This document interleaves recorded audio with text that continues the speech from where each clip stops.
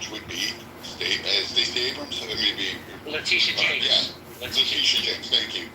I'm getting them all mixed up these days. Letitia James, she violated it. In fact, she said she was married to her father. That's kind of creepy in itself. I guess she's from Kentucky. But nonetheless, that law was created. Trump got it. And yes, it is a repeat. It is one violation 34 different times. It's the same fucking violation, 34 different counts. And it's fine. They got him. Trump didn't serve any time. He got elected president. And you can cheer on that there's a felony that, okay, it's not the worst thing that a president has done in our time, and it's really nothing more. Bradley, Brad, you and I have had this discussion a million times. And one thing I will say, I do have respect for you and your opinions, even though I don't agree with them. The same question I asked Jules. Do you consider him a felon, yes or no? Yes, he's a felon. See, this is why I can talk to Brad, Jules. Because he owns it. He knows it. It's a bullshit felony, bro. He got no jail time. He didn't even get probation. Okay. You and I would be under the jail. But he committed a fucking felony, bro. That's it. If you said to me, is it a bullshit felon?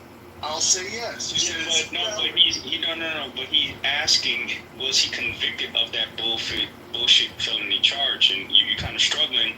Not kind of. You are struggling just to admit that he was found guilty. Why is that? Because there was a jury that was prearranged to convict him. Okay, but if that's true, if that's true, why not? If that's true, why not just say that those people? Haitian, I got you. You can speak. Don't even mute up. Let me just say this.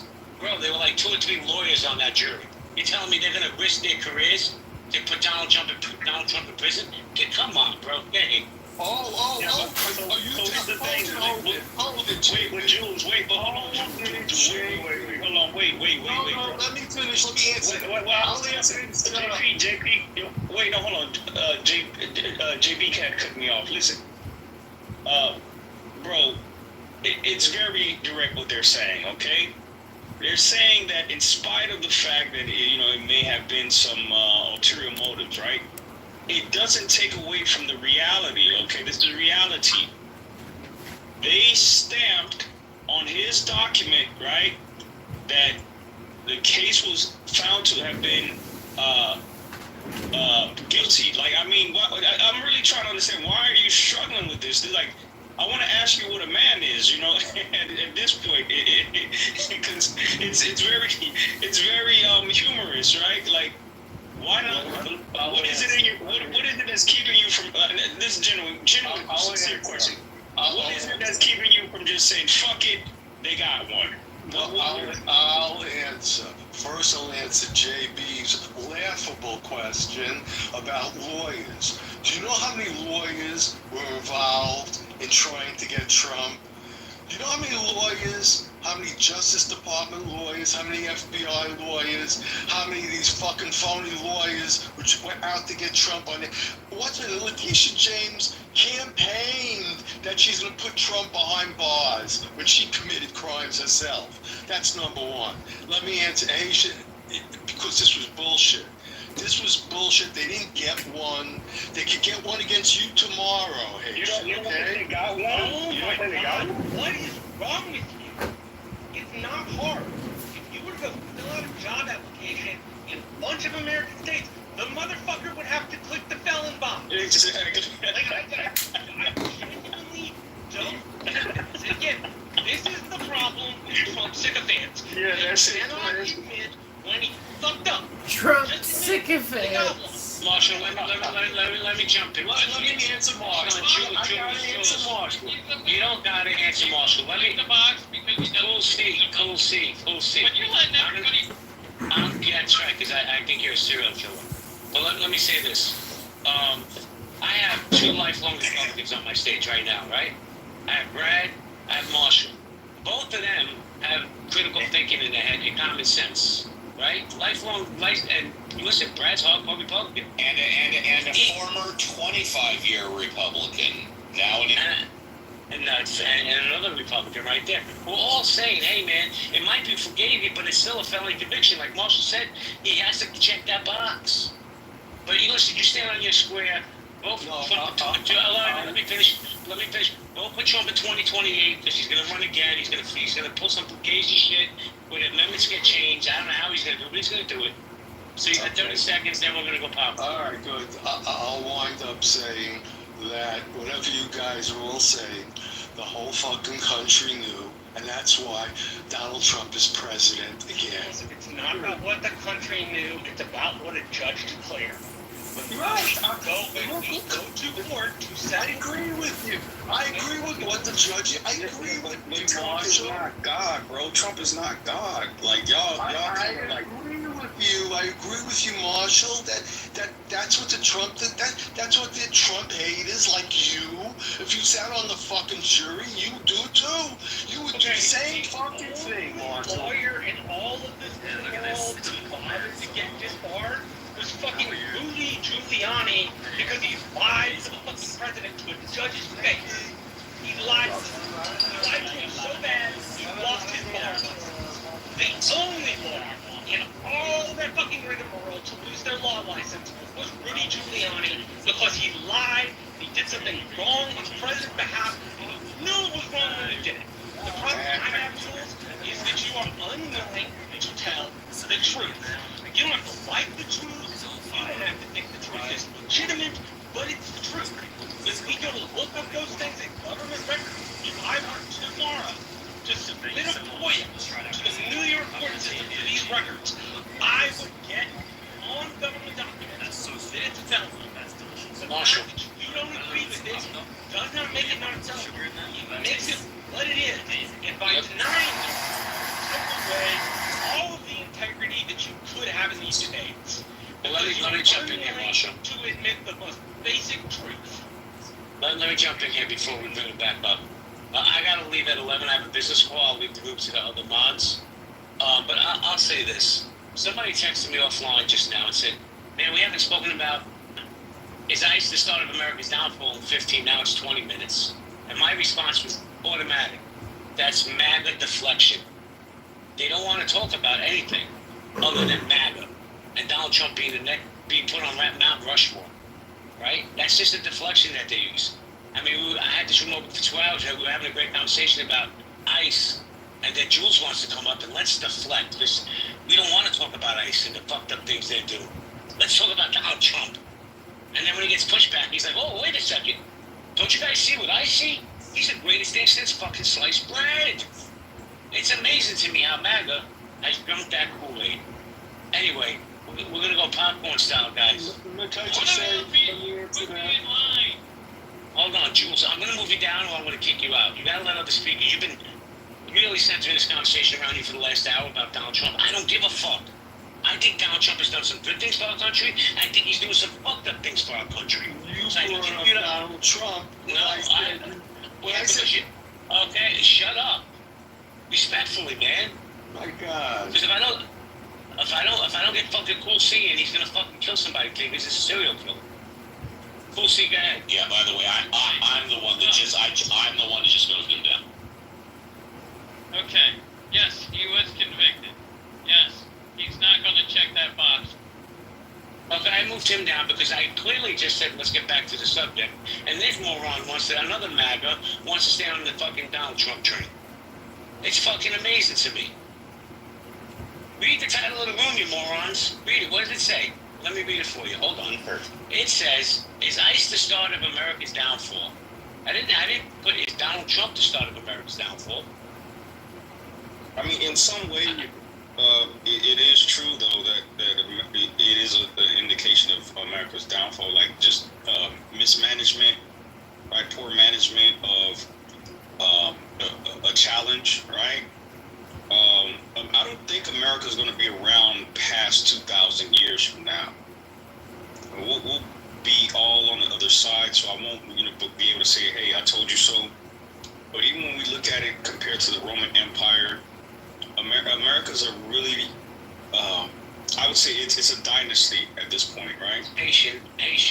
Republics are not built for long. 20 minutes ago, you told me I would call. Yeah, absolutely. Hold on, see, I moved him down. Hold on, Haitian. I moved him down because he's mentally unstable. He has no mind control. And when I tell you the guy's a fucking serial killer, people don't believe me. Sharon Houston, I sent you an invite to come up. If you want to come speak, you're more than welcome. But yeah, the guy has no fucking mind control. And you know what really bothers me the most? Hold on, Cam, I got you. Is Vero, are you there, Vero? Alright, yes, I'm here. You know what bothers me the most? When men get on stage and they cry. You skipped me. You told me 25 minutes ago I'd go next. It's my turn. Could never be. It's my turn. It's so fucking crazy to me.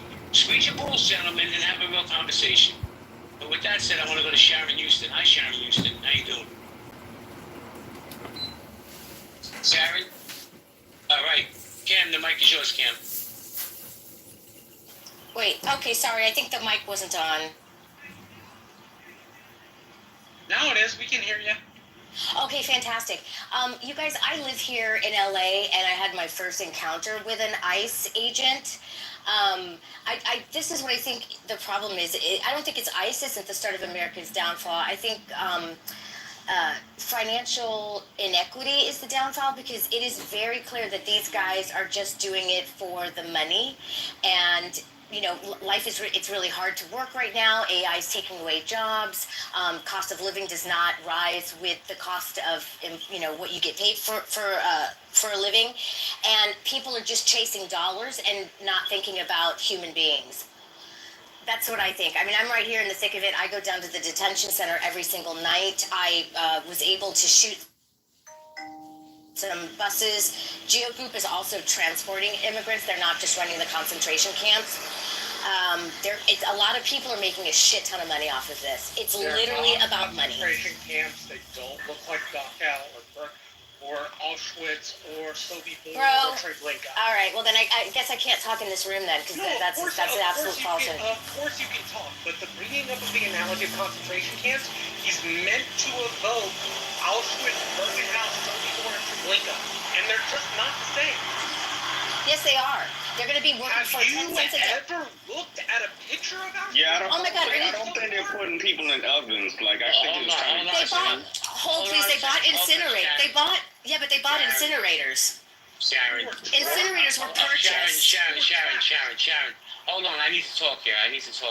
So I'm just going to say this to you respectfully, Miss Houston, because I've never spoken to you before. I just got to meet you up also because you get a lot of feedback. I'm Jewish, right? So when somebody compares these camps, and I think they're insidious, you know, alligator, Alcatraz, whatever the fuck they call it. When you compare it to concentration camps, maybe you don't care, but I have to tell you, it's highly disrespectful what you're doing when you say that. When you compare them, now are these camps insidious? Yes. Are they horrible? Yes. Nobody's going to debate that.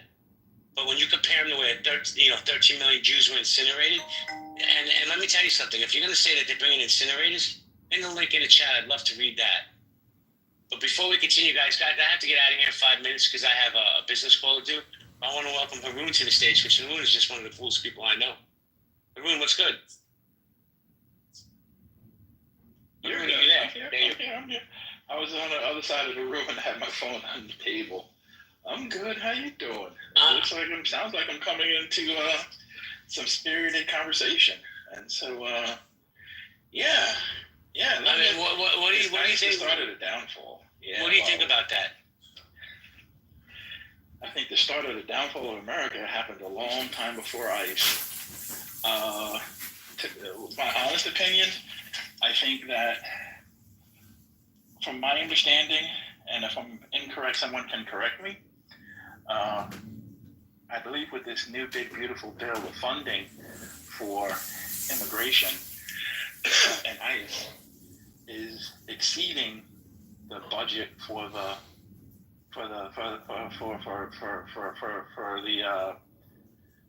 Marine Corps for our real true sovereign defense of our nation, our military. It outspends our defense budget for one component of our national defense. I think, for me, that is outrageous. That is not a appropriate source or appropriate way to allocate resources.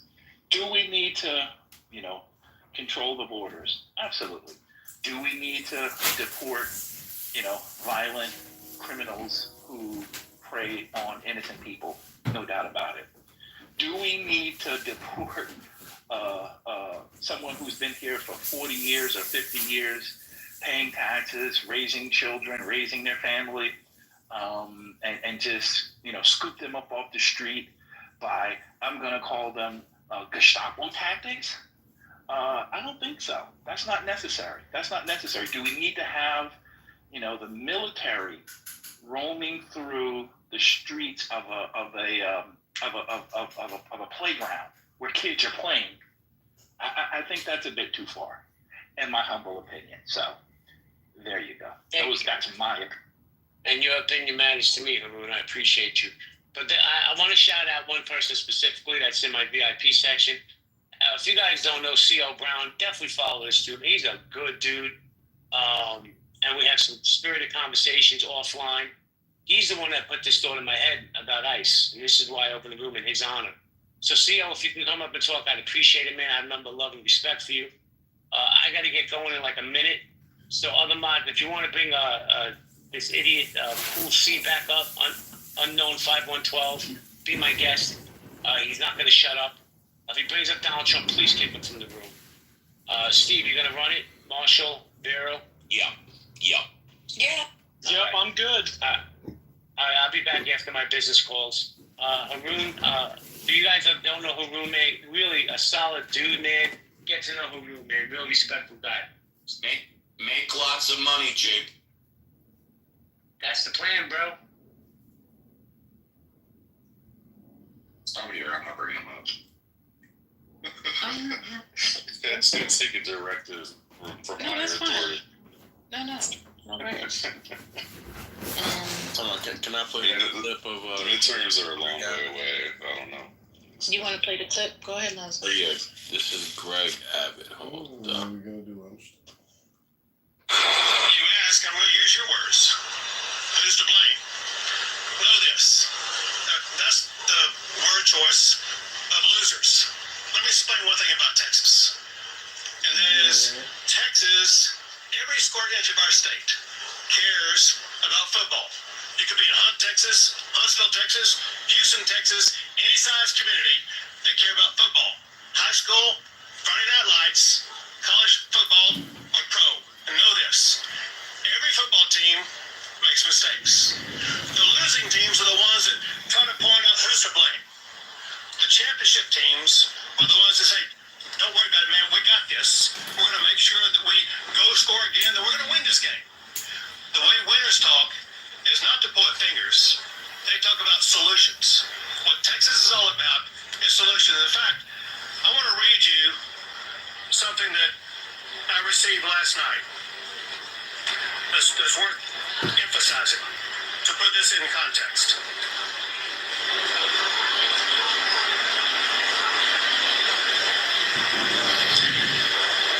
Tragedy has come. That part is done.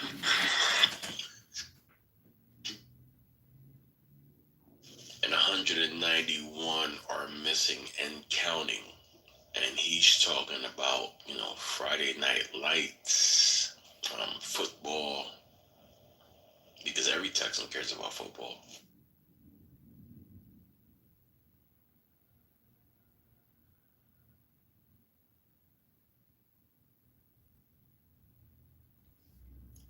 I feel like that's how they actually think about it, though. Like you have to have that kind of mentality to not think, if there's something, if you can reduce the scale of a tragedy or a tragedy, that would be the priority for most people. But to be in the position, Your head. That is helpful for good governance. I disagree. Yeah, I don't know, like you said, if you look at thousands of years of history, the downfall of countries came at the expense or started to come when Create one stupid title and everybody's like, the title! Talk about the title! Put their citizens' quality of life in the back of their head. That's when the downfall. And that is certainly one of the things that historically has taken down kingdoms and empires. Wealth inequality, inability to move up the social ladder, the inability to get food or water, the inability to find safety. Those are all things that in thousands of years of history denote unstable civilizations, whether they're kingdoms or empires. I don't think like all of those things are happening in the United States right now. Clearly, it's not. I mean, the ability to Right. My point was that you were highlighting one of the key contributing factors. Toward decline of countries. Yeah. There's a historian, he's a Greek dude. His name was Polybius. He said that there was a guarantee that all countries collapse, but you could never pick when and where, only that. Yeah, I mean, I've heard it before, but I mean, him saying that and all of these, it's like that is supposed to like be like the guiding like factor or whatever, like that. But at the same time, history has shown us that more and more governments have put the quality of life, the quality of life for their citizens at the bottom end of importance. That's when the downfall is starting to happen. And right now in the United States are putting the quality of life of, regardless of who we think those citizens are. I think those citizens are people who were born in the United States and that are here legally. But when we go from trying to make sure that they're okay to taking away their Medicaid and Medicare and Social Security and stuff like that, like that's what the downfall of our country looks like, and that's what's happening. Like they're literally taking away hundreds of millions of people's ability to get. I mean, I've read the bill. It does not throw off 100 million people. It does.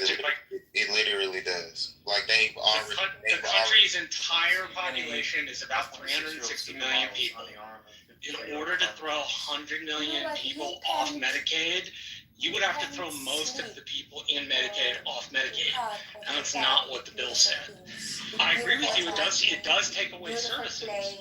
Part of the reason for that is because the largest line item in the federal budget is a combination of 3 separate programs: Social Security, Disability Insurance, and Medicare.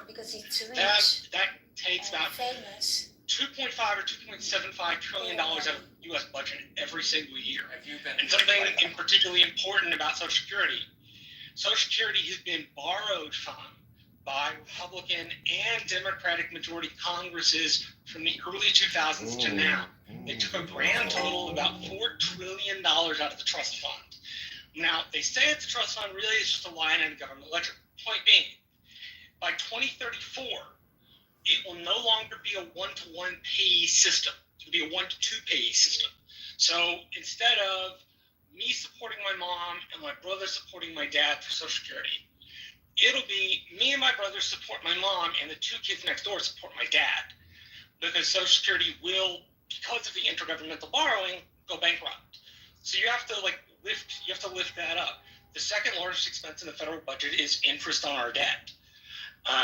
And one of the big problems with the best crap sandwich we were going to get in the big beautiful bill is that it raises both deficits and debt to unhealthy levels. My point in saying all of this is that, and I'll send you the bill if you don't have it, that it doesn't throw 100 million people off. It throws people off, just not 100 million of them. Shit, on my phone. Hold on, wait. Do you know the number? Shit. Well, Marshall, what I read as far as Medicaid is that it may kick as many as 11 million people off of Medicaid, but that's only because there is a new requirement in the bill that they have to prove up at least 20 hours a week of either studying or attempting to get a job or vocational retraining.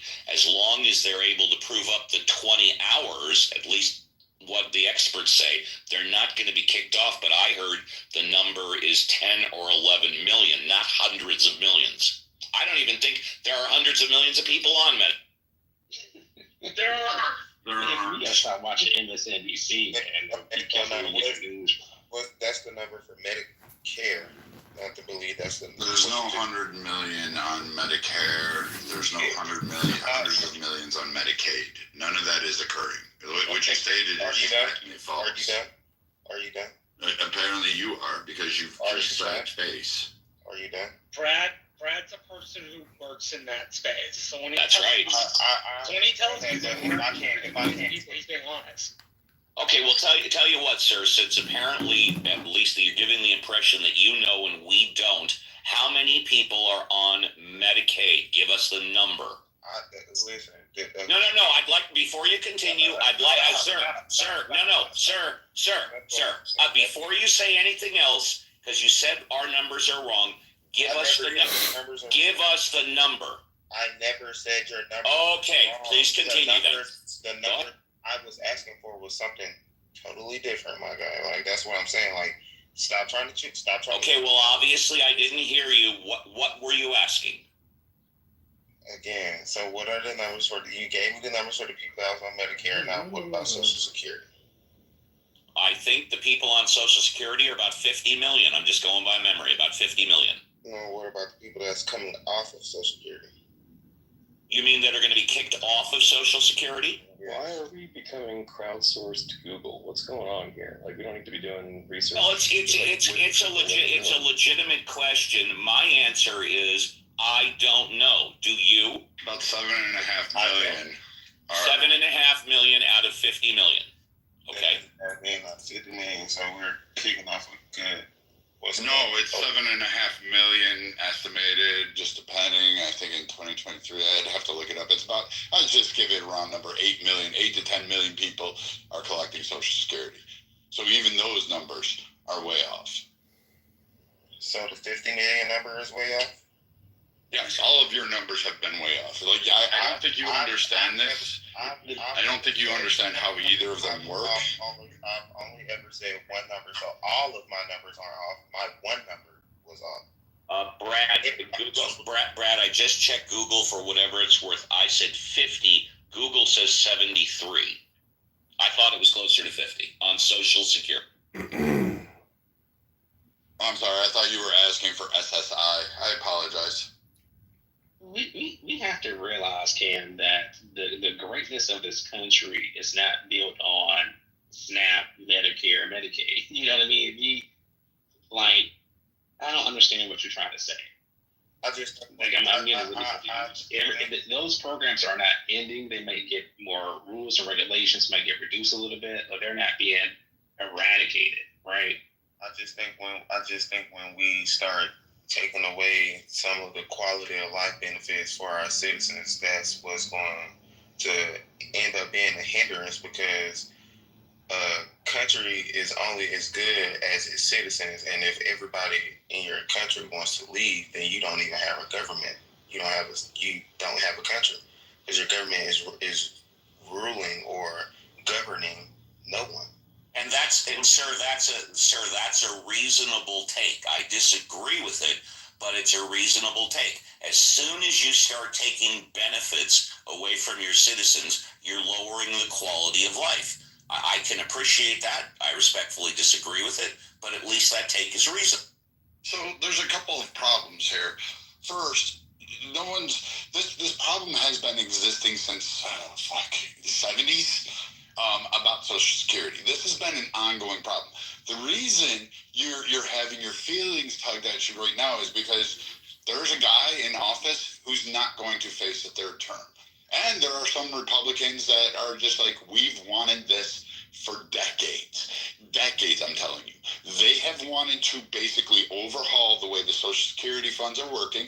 There had been Democrats that wanted to do this. This used to be a bipartisan effort. There used to be pro and Social Security and benefits groups, and they weren't delineated on ideological lines. They were delineated on fiscal accountability because there were conservative Democrats back then who realized that this was a problem. Every president, every administration, and every Speaker of the House has pretty much kicked the can down the road, despite promising to fix it on every platform. Now there's a guy in office who's saying, let's gut it, let's fix it, let's get this thing back on track. And is this the right way? We'll have to see. There's a lot of nuanced debate about it. But right now, doing nothing is not there. And let's be honest, there is a shit ton of waste, fraud, and abuse through all of these programs. There is no lackadaisical approach. There is no kicking it down. There is like 30 to 40% waste, fraud, and abuse where people can be contributing members. We decried that people that are 50 years and older don't need to be part of society. They should just retire, go on cruises and golf until they have a heart attack and die in their fucking toilet. That was the society thing. This administration is saying, no, I think you can contribute. You can volunteer. You can have a job. You can go and get education. You can seek all these different pathways. And all we're asking for is, 40 hours a month? So now you're crying that able-bodied people can do a variety of things and contribute to the society and the very fabric of America by contributing to their communities. You're now saying that's too much. That's too far. No, in fact, we should be arguing that.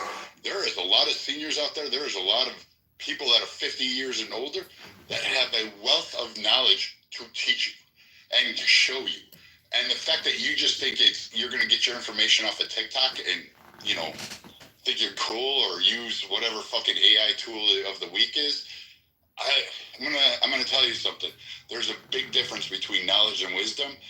And right now, you're showing neither. Like, these people need to be contributing to society. They need to be helping us. They need to be guiding us so we don't repeat the history mistakes that have been done in the past.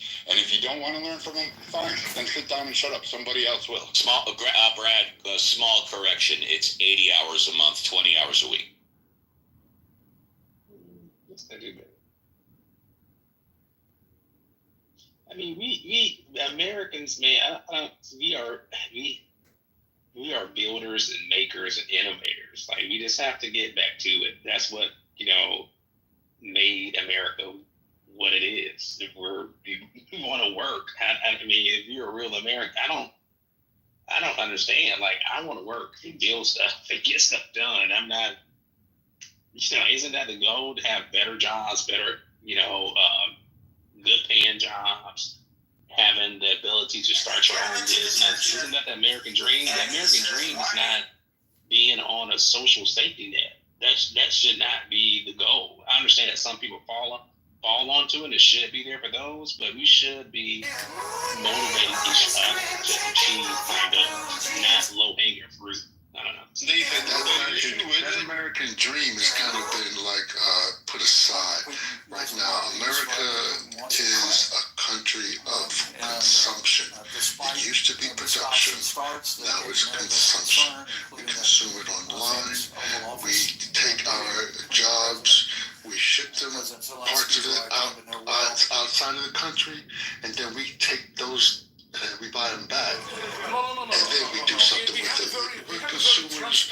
We are yes, thinking out of the box, but it's not necessarily in favor of the country.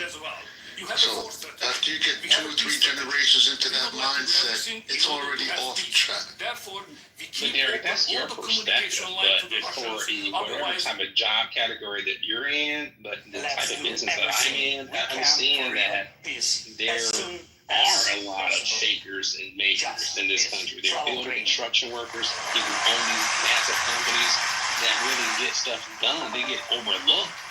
They're not being represented as they should, right? And we talking about blue collar businesses, small business. And right now, I think that the president is putting more focus on those type of things, because we just can't get our way out of these problems. We have to actually put hands on the ground, actually build up our nation, upgrade our infrastructure, right? I absolutely agree with that, Nathan. But I don't. That's what it takes. Yeah, you're absolutely right.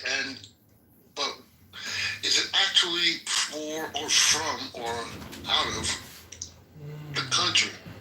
You know, is a MAGA hat still made in China? You know, I mean, I understand the formation of work, of jobs. I'm not. Right now, I'm kind of really fucked up because of the great conversation that's going on. I can't really eloquently present. Well, let me help you out with this. I think it's a value in jobs, right? And I think that's what's happening, being talked about.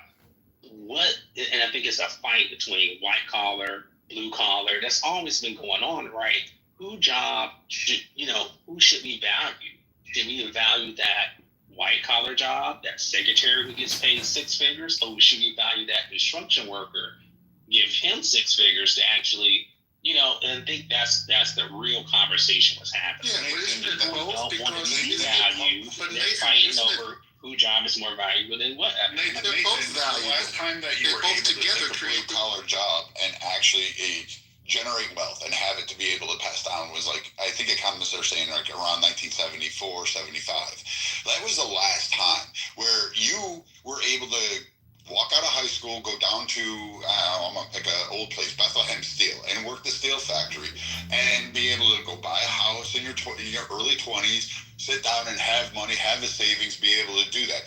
And the economy was stable in that time frame. There was a lot of fuck-ups, and it led us to other pathways that had ramifications 20 years later. But basically, that was the last time frame when a blue-collar worker was revered. Like, you went down there. You walked in, the foreman shook your hand and said, all right, we'll give you a chance, kid. Here's a broom, sweep up. And you stayed there. You had unions that petitioned and fought for safety measures and things along those lines with a lot of corruption as well. But they still did some good things. And you lost that somewhere along the way because you pushed for an admin office job. You didn't want to do that. And to be fair, I mean, yeah, it sounds good if you can make 6 figures working as a phone rep at AT&T. I doubt you're going to make that, but it sounds a lot more fun, but it's a boring job. And we told people that build houses, carpenters, electricians, that you weren't needed. And in fact, we pulled journeyman apprenticeships out of high schools and other programs. There used to be BOCES. All of these things used to exist, and now they're gone. And we're sitting here going, I don't like to pay the high cost of a carpenter to come redo my patio or whatever it is that you have going on, and you're complaining about housing prices. But because of the benefits, because of the white collar push, we sat there and said as a culture, that's not needed anymore. So now you have to pay $500,000 for a shittily made home that's fabricated overnight and no longer have those great constructions, those artists, because that's really what they were. You don't have them. And here's a great thing. Go look at a drywaller in 1950. There are videos of him actually showing you. There's this guy who pulls up all these old journeyman videos. Watch what he does with drywall, just alone, just a drywaller. And look at how it's done today, and you're just going to be amazed. The guy did it with an axe in his hand and basically freaking did an entire frame all by himself and didn't charge like a mortgage payment. Like, it was that simple back then, and people were able to thrive. So, yeah, keep pushing for benefits, keep pushing more. The government needs to babysit you, teach you how to wipe ass, and lose your economic freedom and the ability to manifest yourself. That's how an empire falls, is your reliance on the government rather than being able to manifest your own destiny underneath that guidance. What government fell under those? Man, great points, Brad. Can I ask you, Brad? Hey, what government fell under the conditions of needing the government? I'm just curious. I didn't hear you, sir.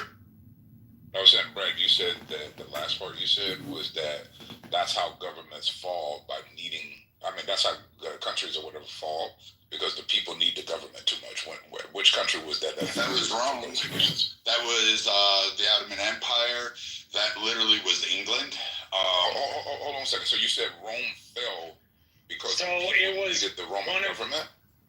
So it was one of those reasons. In the early part of the Roman Republic, This would be Caesar, Augustus, Tiberius, Caligula, Nero, and then Claudius.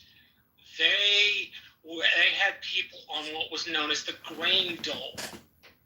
So many people in Rome relied on the grain dole that if they did not have constant shipments from Port of Ostia, which was about 50 miles southeast of Rome, the city would go starving. So many people ended up relying on the grain dole program that it ended up creating a larger need for the Roman government to get involved. Instead of Marshall, before you do the whole history lesson, I'm familiar with the grain dole. Yeah. I'm just saying it's not the primary cause of the fall of Rome. So I'm saying when people say, I've heard people mistakenly say, I think it's one of those contributing factors. There's no historian that could it be a contributory factor? Yes, there's multiple reasons, but nobody, historian worth their salt would say that it's the primary or one of the main causes. Is what I'm saying. I have not read either Goldsworthy or Gibbons make that particular argument, although Gibbons does refer to the grain dole. Yeah, they refer to it because they refer to it because they want to make a case for it in the United States right now. But historically, what I'm saying is... I meant Gibbons' decline and fall. In his classic addressing of the Roman Empire's fall, he mentions grain doles in part of it. You are right in that if you look at like Goldsworthy or Mary Beard, who's a famous Roman historian, they don't often say reliance on government. They do, in their contributory factors, though, usually list increasing public reliance on the grain dole. But to your point, it's usually part of a larger whole. That's all I'm saying. So yeah, I was just asking if the gentleman knows so I can get kind of schooled up on it. Is there a government that we know historically where the reliance on government contributed or was a major contributing factor to the downfall? I mean, you want to look at the Soviet Union as a whole too? I mean, we can take a lot. Well, that wouldn't be a really look at it because it's a communist government, and the whole communist government is predicated on using the government resources. So I'm saying you can't really say that. So I would say something that's closer to a democracy or the republic, because a communist government is a completely different program, right? So a democratic government or republic government, whatever you want to call it, where the reliance on government contributed to the downfall. Just give me one. I just did. I gave you a bunch of them. But again, we can just start with the Soviet Union. It's complete reliance on the people to be able to be fed. You had various parts of England under its colonial rule that it's a reliance to be fed. Ireland is a nice prime case in point, which led to a famine, led to a starvation. There really wasn't a famine. Hold on, Brad. If I can build with you, but I'm saying, how would you count Russia in terms of a communist country whose entire design is based on feeding all the people? That's not America's design, right? Because they didn't develop any economic prosperity within themselves. It was all government relied upon. Let's put that in the common. No, I'm saying let's put that in the common. Okay, so question. Then you interrupted me to ask another. Like again, I don't care about communism or democracy. Those words we can cast aside. You asked for a government that said, hey, when it's people depended on the government for economic resources and viability, I gave you those governments. It doesn't matter if they were communist. It doesn't matter if they're democratic. It only meant that, hey, there's an economic addiction in order to survive. That was the Soviet Union. The people were starving. Like, well, they had it under the czars. I mean, again, they were reliant on their government at that time, the Empire of Russia, to basically feed their people, to have grains. Like the grain dole was like another one where people had to be fed in the various regions of the Roman Empire because they wouldn't sustain. They were reliant on everybody else. This is in turn which brought about massive amounts of slavery because those people were like, the government should just help me, feed me, or give me people to work the land so I don't have to do it. So yeah, what you're saying, there could be a factual basis for it, but to me it's factually kind of sort of disingenuous as an analogy to the United States dependence on government resources, because the United States is a whole different setup. And so if you're talking colonialization, czar, authoritarian rule, kings, monarchies, and all of that, it's a little different when you're making the analogy. My point was that you were making an analogy to the fall of the United States and connecting it incongruently with monarchies or communist countries. So I'm saying that. What about the transformation in the late Republic? I'm thinking particularly Tiberius and Gaius Gracchus and their land reform idea. And it seemed to me. So basically, I'm just saying you guys are reaching to make an analogy. Basically, it's almost like an analogy that people stretch that analogy and try to demonize. So CO, rather than asking questions, and you've asked them more than once, why don't you just make your point? Just make your point. I understand the point. CO, what I was asking was, do you think there's any comparability to late Republic Rome and Republic America? The reason I'm asking, post Zama in 212 with the Punic Wars, Rome gets the Aegean League and they get into their empire pants.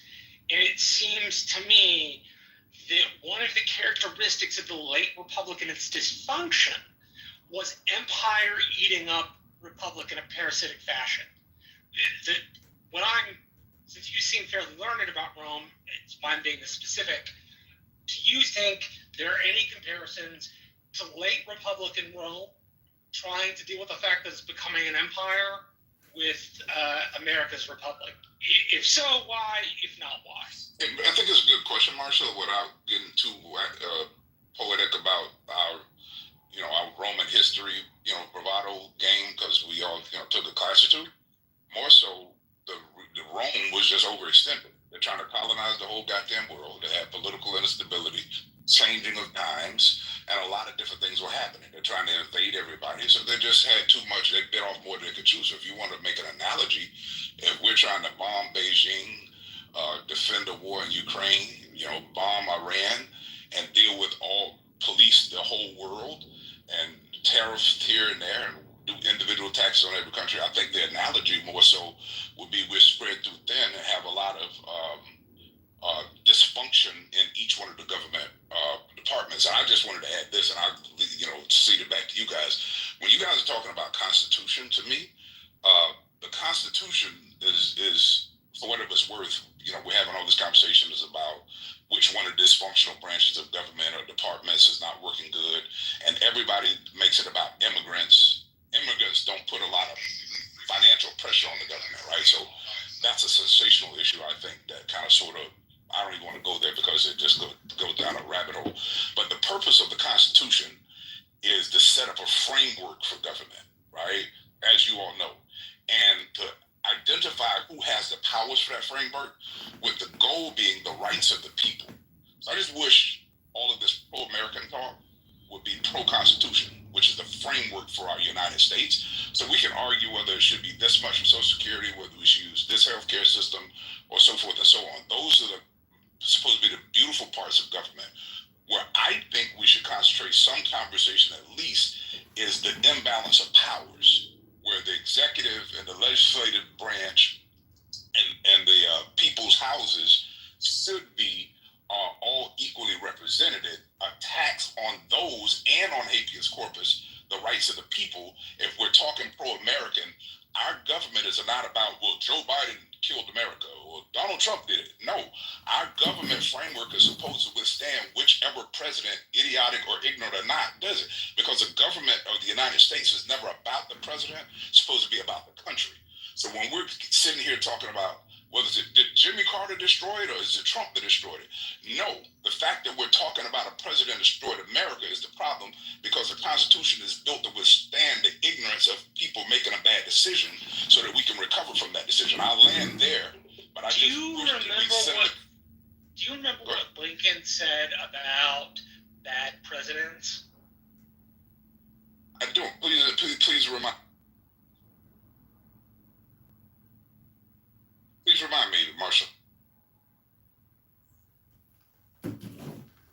Marshall, did you drop out? Marshall, you do not have a black ring around your profile, so you might have dropped out. Yeah, but I'd be love to hear it. So until Marshall jumps back in, I just wanted to land at the point that, no, Biden didn't destroy America. Human beings, even with the economy, everybody, well, is the government going to do this? When do we start measuring the governmental success of the executive office by what the stock market does, right? When are we measuring who we are as Americans by how many people we kick out of the country? You know what I'm saying? What about, American ingenuity contributes to the rise and fall of business. You know what I'm saying? CO, I have a question for you. Sure, go ahead, man. Do you think, serious question, do you think America is the greatest country in the world, and if not, which one is? Well, the answer to that question is America the greatest country in the world? Or if not, which one is?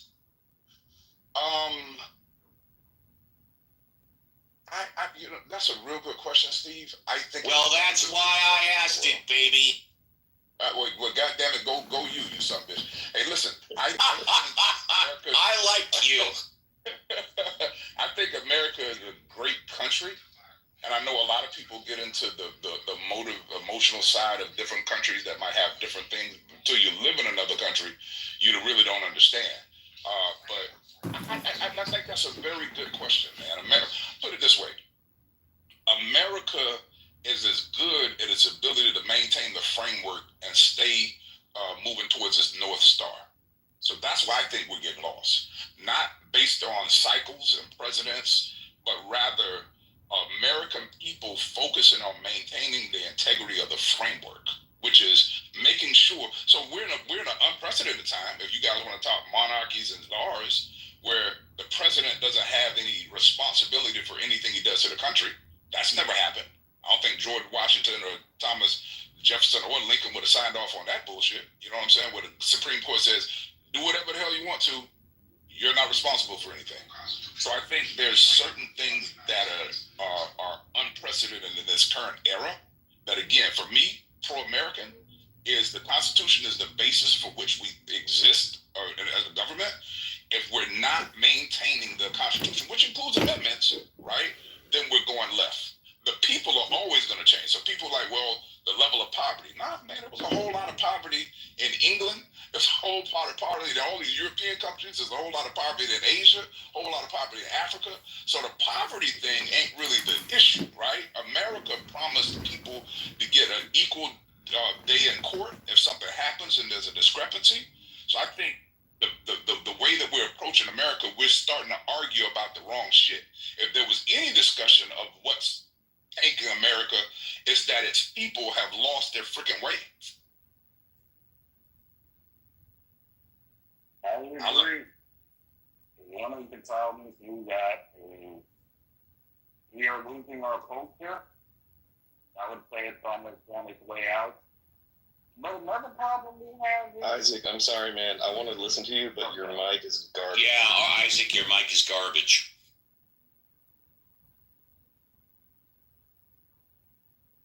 I think we upset Isaac.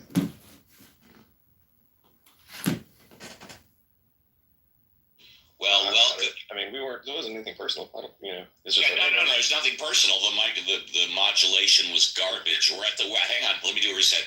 We're at the bottom of the hour. JB is on a business call, hopefully making gazillions of dollars. The topic is ICE the start of America's downfall? If you got a pink ticket, cash it in. We're popcorn style, and per JB, one mic policy. So I think CEO brought up. Yeah, you just said exactly what makes you an anti-Semite. The interests of the Jews. That's what makes your position anti-Semitic, right? Because whatever Jews are in positions of power or influence or things like that, nobody's doing that for the interests of the Jews, you moron. No, you're insinuating that my criticism of something is because I think it's in... You cannot criticize the Jews as one group, Diego. You cannot criticize the Jews as one people. I was born a Jew, all right? That's it. No How kidding. the fuck can you criticize me? Based on what? Except your retardedness and your like ignorance. Like the fact that you say I would criticize the Jews, it kind of shows that you're a fucking idiot.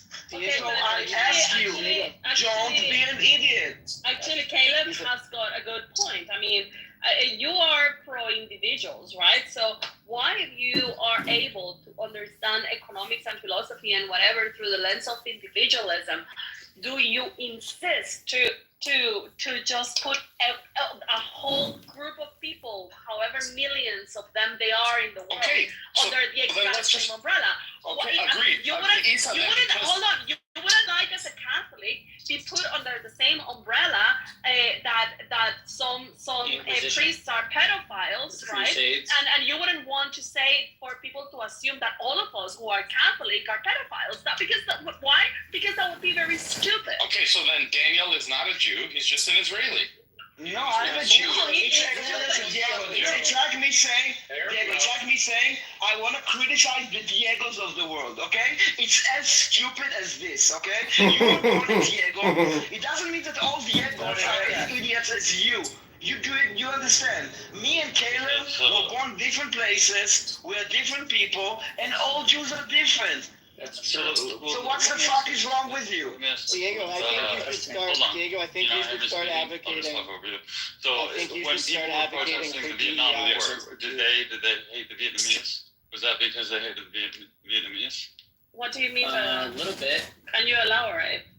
So the people that were anti-war, that were protesting against the war, that they wanted it to stop, did they hate one side of Vietnam?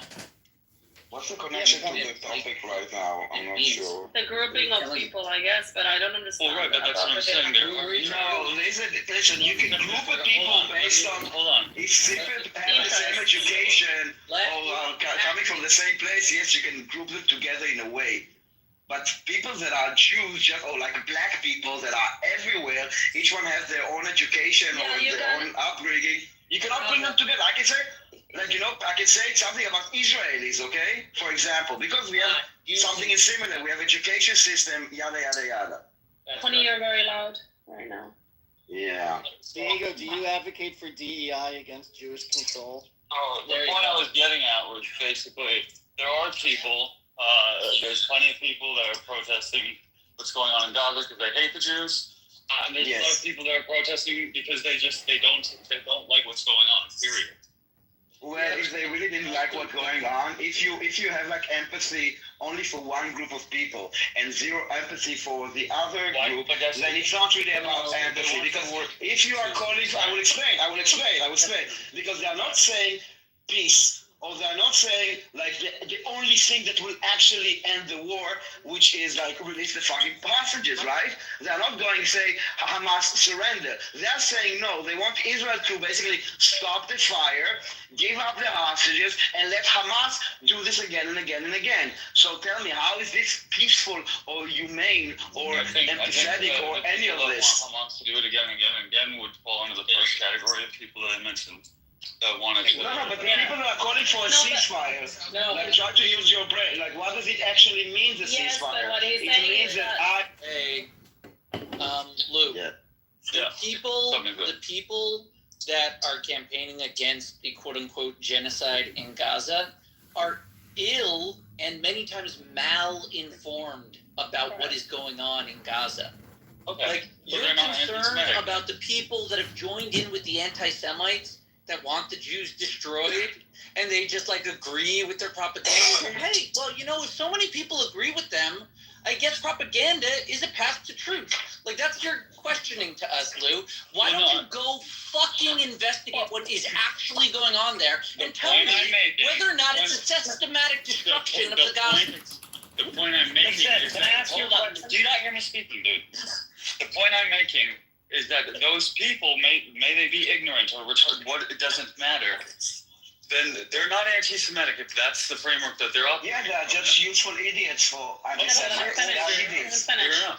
Fair enough. Yeah, and I think what's happened is a lot of people have experienced being called anti-Semitic for that position, whether or not they're ignorant Doesn't matter. Because the operators are anti-Semitic and they are useful idiots for the anti-Semitic.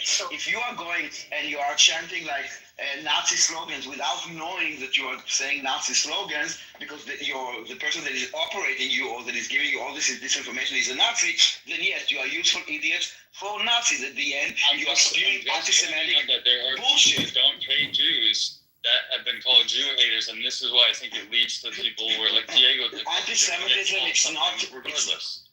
No, anti-Semitism is not hating Jews. Anti-Semitism is not hating Jews. It's a many things. One of the things, for example, is setting a different standard for Israel or for Jews than you give any other person in existence. And when you spread lies about them. So it's not about I hate Jews. Many of them say, oh, I love Jews. They're idiots and they are being operated, they are being manipulated, and they are not smart enough to call it out. Can I ask a question? And I guess anti-Semitism, I agree with you, is not about hating Jews. Like anybody can hate Jews, but it's when you actually treat Jews differently just because they are Jews. That is anti-Semitic. You apply different standards. Isa, can I ask a question? Go ahead. I'm done. No, it's not a question actually from Exec, because he mentioned Gaza, and this is a genuine question because, the debate in a related, similar, kind of territory struggle with India and Pakistan, the debate from India is Muslims get treated really well in India, yet they somehow stupidly support Pakistan in these fights. My friends have told me, and I don't know if this is true, but they said, Arabic or Palestinian people are actually given great benefits in Israel and actually are treated well overall as citizens. And yet they still want to shit on or piss on the country that is giving them all this stuff just because they want their rate. Is this accurate or am I, misunderstood? It's not exactly. Okay. So are they treated as second-class citizens or they're treated as like... In Israel, all citizens of Israel have equal rights. Right, so there's not like discrimination against them as there's no apartheid as they're claiming. Wait a second. It's a complex society, right? All Israeli citizens have equal rights, and it's a society that still has racism, right? Like America, everyone has equal rights, and there's still racism.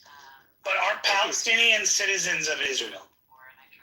Yeah, no Palestinians, Arabs. Arabs. Arabs, Israelis. Palestinians a national identity. They are in the West Bank in Gaza. They are not Israeli citizens, so they don't have the same rights as Israeli because they are not Israeli. But hold on, I think one of them is that the Palestinian identity is an objection to the claim of any Israeli citizenship. That's the thing, King.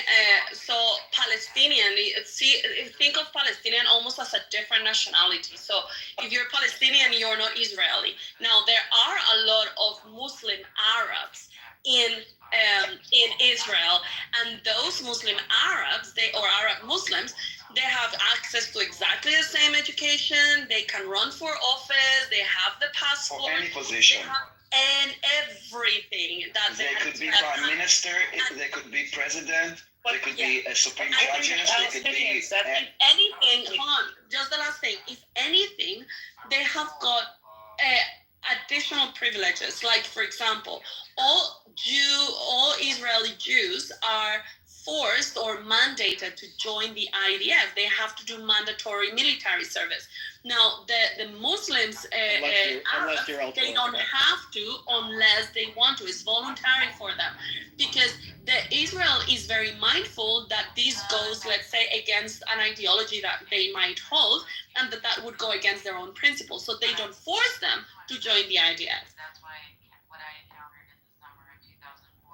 And they could go to the Temple Mount, which Jews are not allowed to. And I bring this question up only because I understand that Palestinians are kind of separate, but the problem I find is that there's a group of Arabs that it sounds like in Israel that are very supportive of Israel as a country, just like Muslims in India are. But there's also a whole bunch of them that enjoy the benefit. It's reap the benefits. It's like, yeah. Yes, you're right.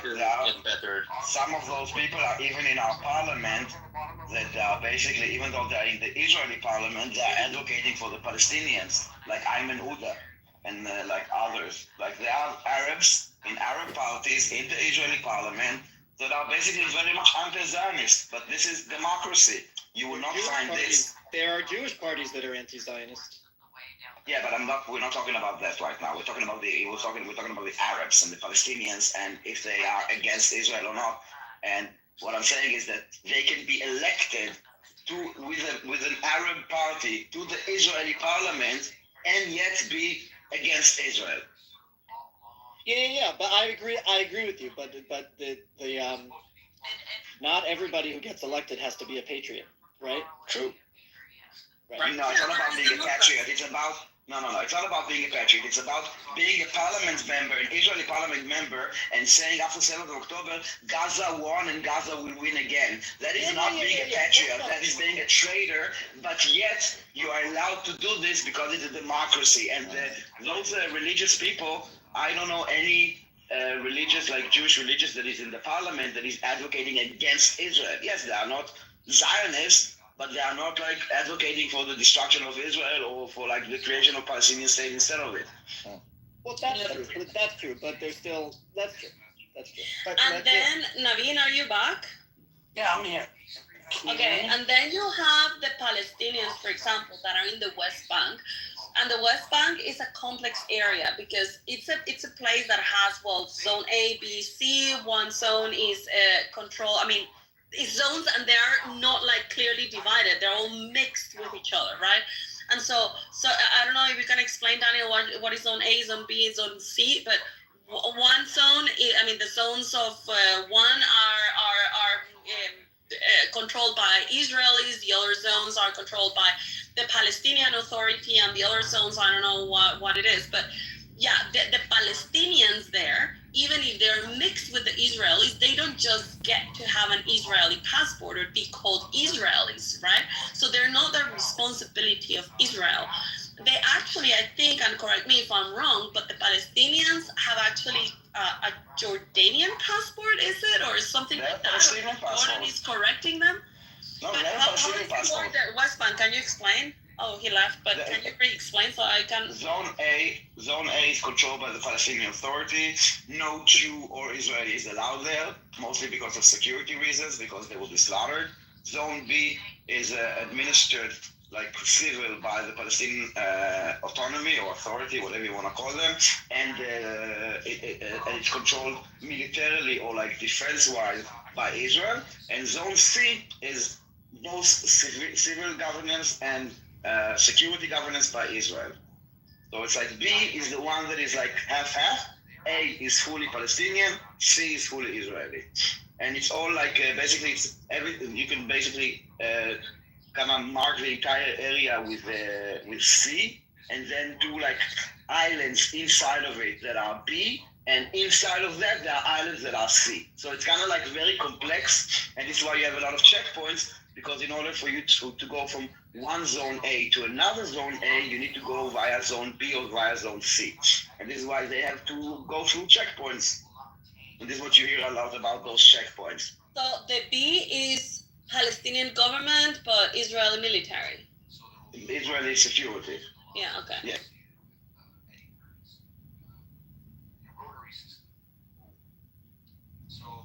It's very hard for the West to understand anti-Semitism because it's so baked in. Yeah, it's a very specific definition legally, but it's being used haphazardly. No, not even legally, right? It's so old, and it's so baked into like the culture of the West and the history of the West that like these useful idiots, they don't even understand when they're using historic anti-Semitic language. They don't even understand. Like, yes, they think they're innovating. Yeah, exactly. They think they've like finally found the light of things. They just don't. Like, oh my God! Does anyone realize that these people killed God? But that's the same thing over and over again. Like, for example, calling us now bloodthirsty. Right. It's the same trope of us. Yeah. Yeah, it's always like, and right now with the genocide claim, it's always basically it's always the same story over. Jews control the world, Jews control the media. It says all this time. It's just amazing that it's in the information age. People are way more misinformed than before information age. Yeah, you have to own it, Daniel. You just have to tell them, yes, we are better. What's the issue? You know what? To be honest, the more I'm in this topic, and in the last 2 years that I've been in Clubhouse, I can honestly say, yes, we are better. We are honest. We take accountability when we are wrong. We take responsibility. We can disagree and have debates. We are not a monolith. Yes, so I guess we are better, and I guess it bothers them. They proved it. But I think that's a little bit the core of the issue, Daniel. I think, of course there are jokes. I joke quite a lot, but I think... I mean, how are they not proving their inferiority to the Jews with their believing in these crazy, ridiculous propaganda? Only one of them could research. But I think... I never thought about that we are better. I never thought that we are better than others. Until the last... One second. I never thought that Jews are better than anyone. I thought it was like a stupid thing. And in the last 2 years, what I see in the world, that basically it's us against the world. And yes, we are on the right side. We are on the humane side. We are on the moral side. We are on the just side. And we are on the legal side. So I guess, yes, we are better than them. And the people that are anti-Zionist are dumb. And the people that are pro-Palestine or free Palestine are immoral. What can I say? Like simple, basic measures of intelligence. They're fucking idiots. The opposition to the Jews are morons. Like, we don't want to be superior, but they are making themselves inferior to us. Thank God. But thank God that our enemies are so stupid. Imagine if our enemies would be smart. Yeah. We would be fucked. If they were smart, they wouldn't be our fucking enemies. Like that. Do you know what is comparable to like the black people when they say that there is white supremacy? And it's like, yeah, well, they are accepting an inferior position to the white people when they claim that there is white supremacy. It's exactly the same thing. Yeah, but they use historical basis for that argument. Is that they used to be slaves, so it's not that weird that they therefore. Oh yeah, Jews were also slaves everywhere around the world. It was not just the black thing, and there were also a lot of black. And there were also a lot. Jews were also slaves, by the way. And there were also a lot of black people that owned slaves. So yeah. Of course, yes, I agree there as well, Lisa. But I'm saying that they are wrong. Of course, they are wrong. I don't care. But in this day and age, I mean, if you are claiming that there's white supremacy, it's because you are choosing yourself to feel inferior to the whites. Yeah, absolutely.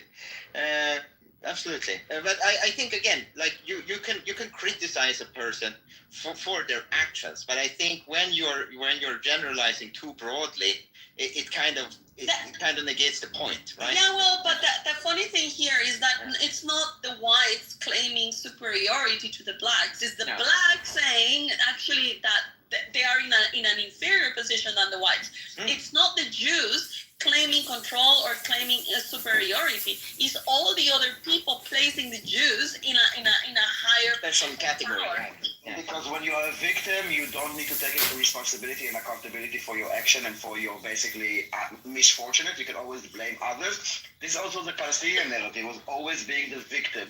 So you want to be victims? Stay victims, guys. Like, I would go travel the world, have a good job, succeed in life, while you bring yourself a second Nakba and a third Nakba and a fourth Nakba because you rather be victims. And many in the West that are aligning with this radical, violent, free Palestine movement is because they're like, it's for the same reasons, like virtual signaling of, well, we are with the oppressed because we are so white and fortunate, so we need to be with the less fortunate. It's so stupid and it's so obvious. Keep being oppressed instead of doing something just keep crying. But Daniel, let me ask you, because you are usually a very prominent member of the community, and you say what you think very loudly and proudly. So would you agree in certain instances? Again, it's just a broad example. I don't have any specifics. But when you are in a position where people literally want to kill you, which the neighbors do, right? Almost all countries around Israel, they don't want Israel to be there. Of course, you would have a heightened sensitivity to criticism or what could be perceived as an attack on the country. No, I don't have any problem with criticism. Not only this, I will tell you even more. Yeah. There is no people that criticize Israel more than Israelis, okay? No, I get you. I understand that. What I hear in the last 2 years is not criticism. No. When people chant death to the IDF, that's not criticism. Of course, that is not the Israeli criticism. government. Yeah. None of this is criticism, okay? It's all either like lies, blood libel, or like genocidal chants. Criticizing, we do it best because, you know why? Because we want to be better.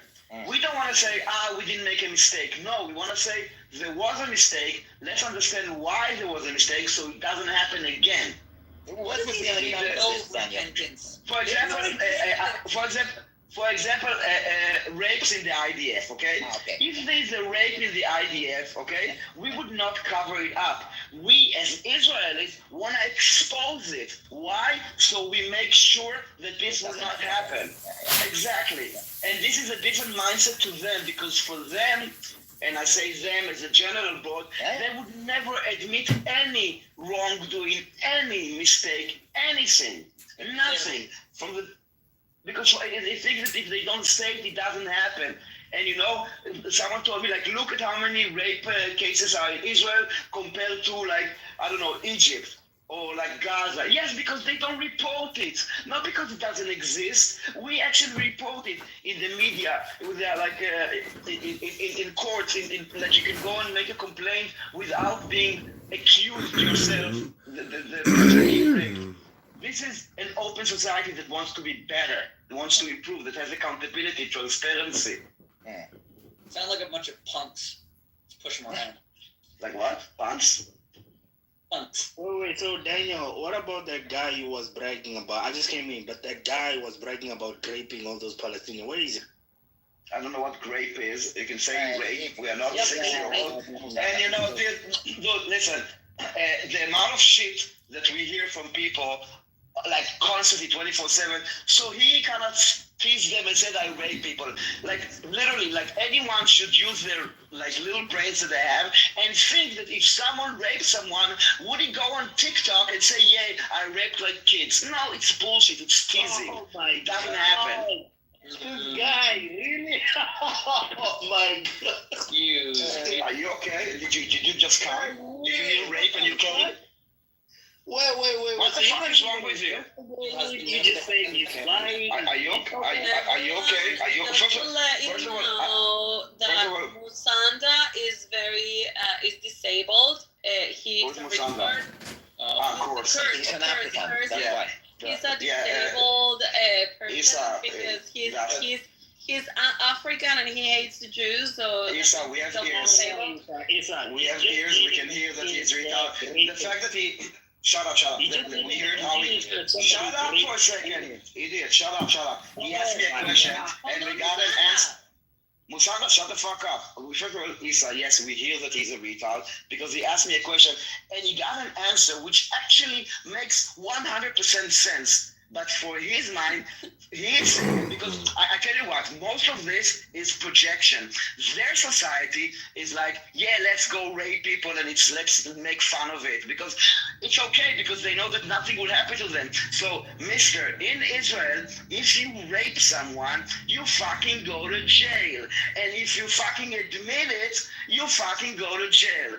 So put it in your little Indian head and repeat it. This is Israel. No, I don't know what the fuck he is. Is the guy in jail at least? That's what I'm saying. Who should be in jail? Who is in jail? The guy that said something on TikTok? No. The old man was look. Obviously, it's not okay, but I'm just saying. It's not raping. There is no G in raping. You can say rape. Grape. God, man, this is crazy. It's not crazy. It's crazy with the grapes.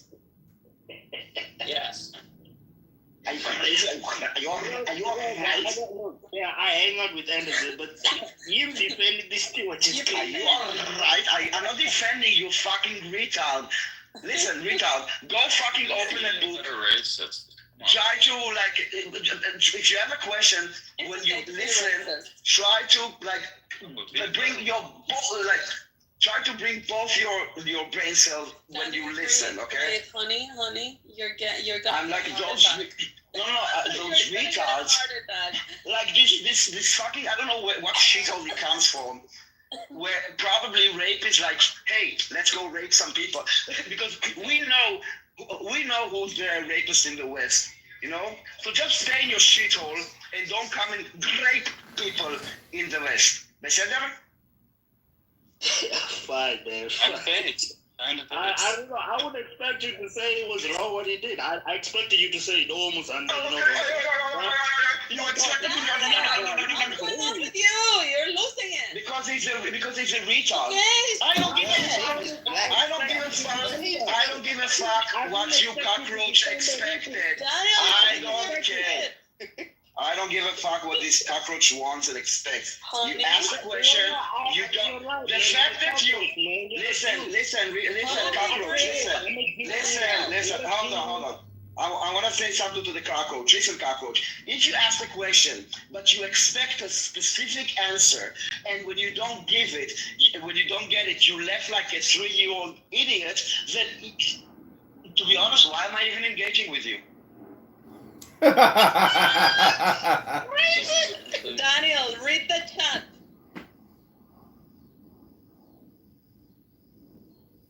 I mean, I'm fine, man. I'm a cockroach, my brother. I just said I expected you to say it was wrong what he did. I didn't expect you to be on defense mode. That's all I'm saying. I didn't expect that, you know.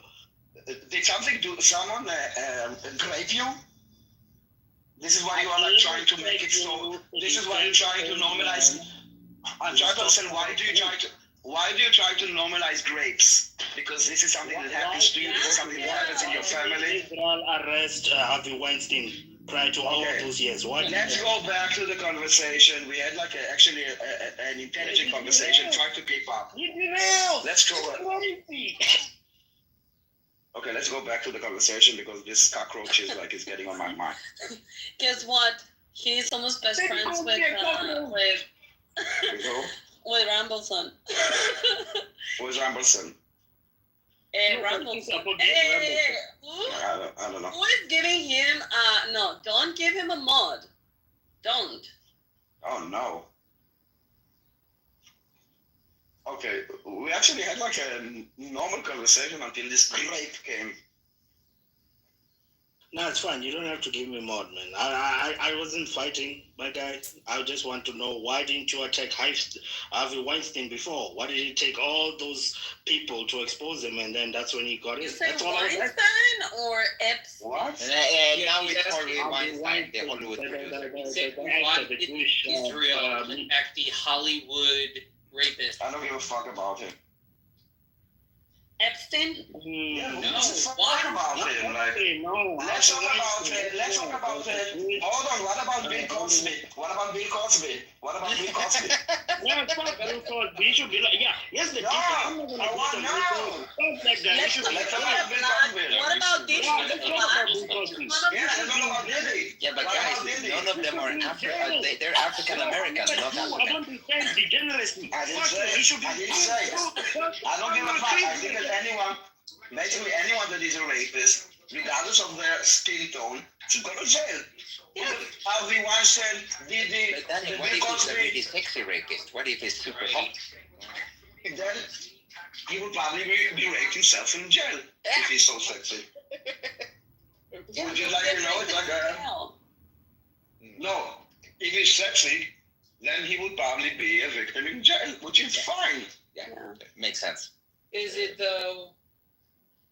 Yeah, it is. What goes around comes around. The last person that I will have empathy for is a rapist. Yeah. And if shit happens. What can I do? You know, you don't want to be raped in jail. Don't rape.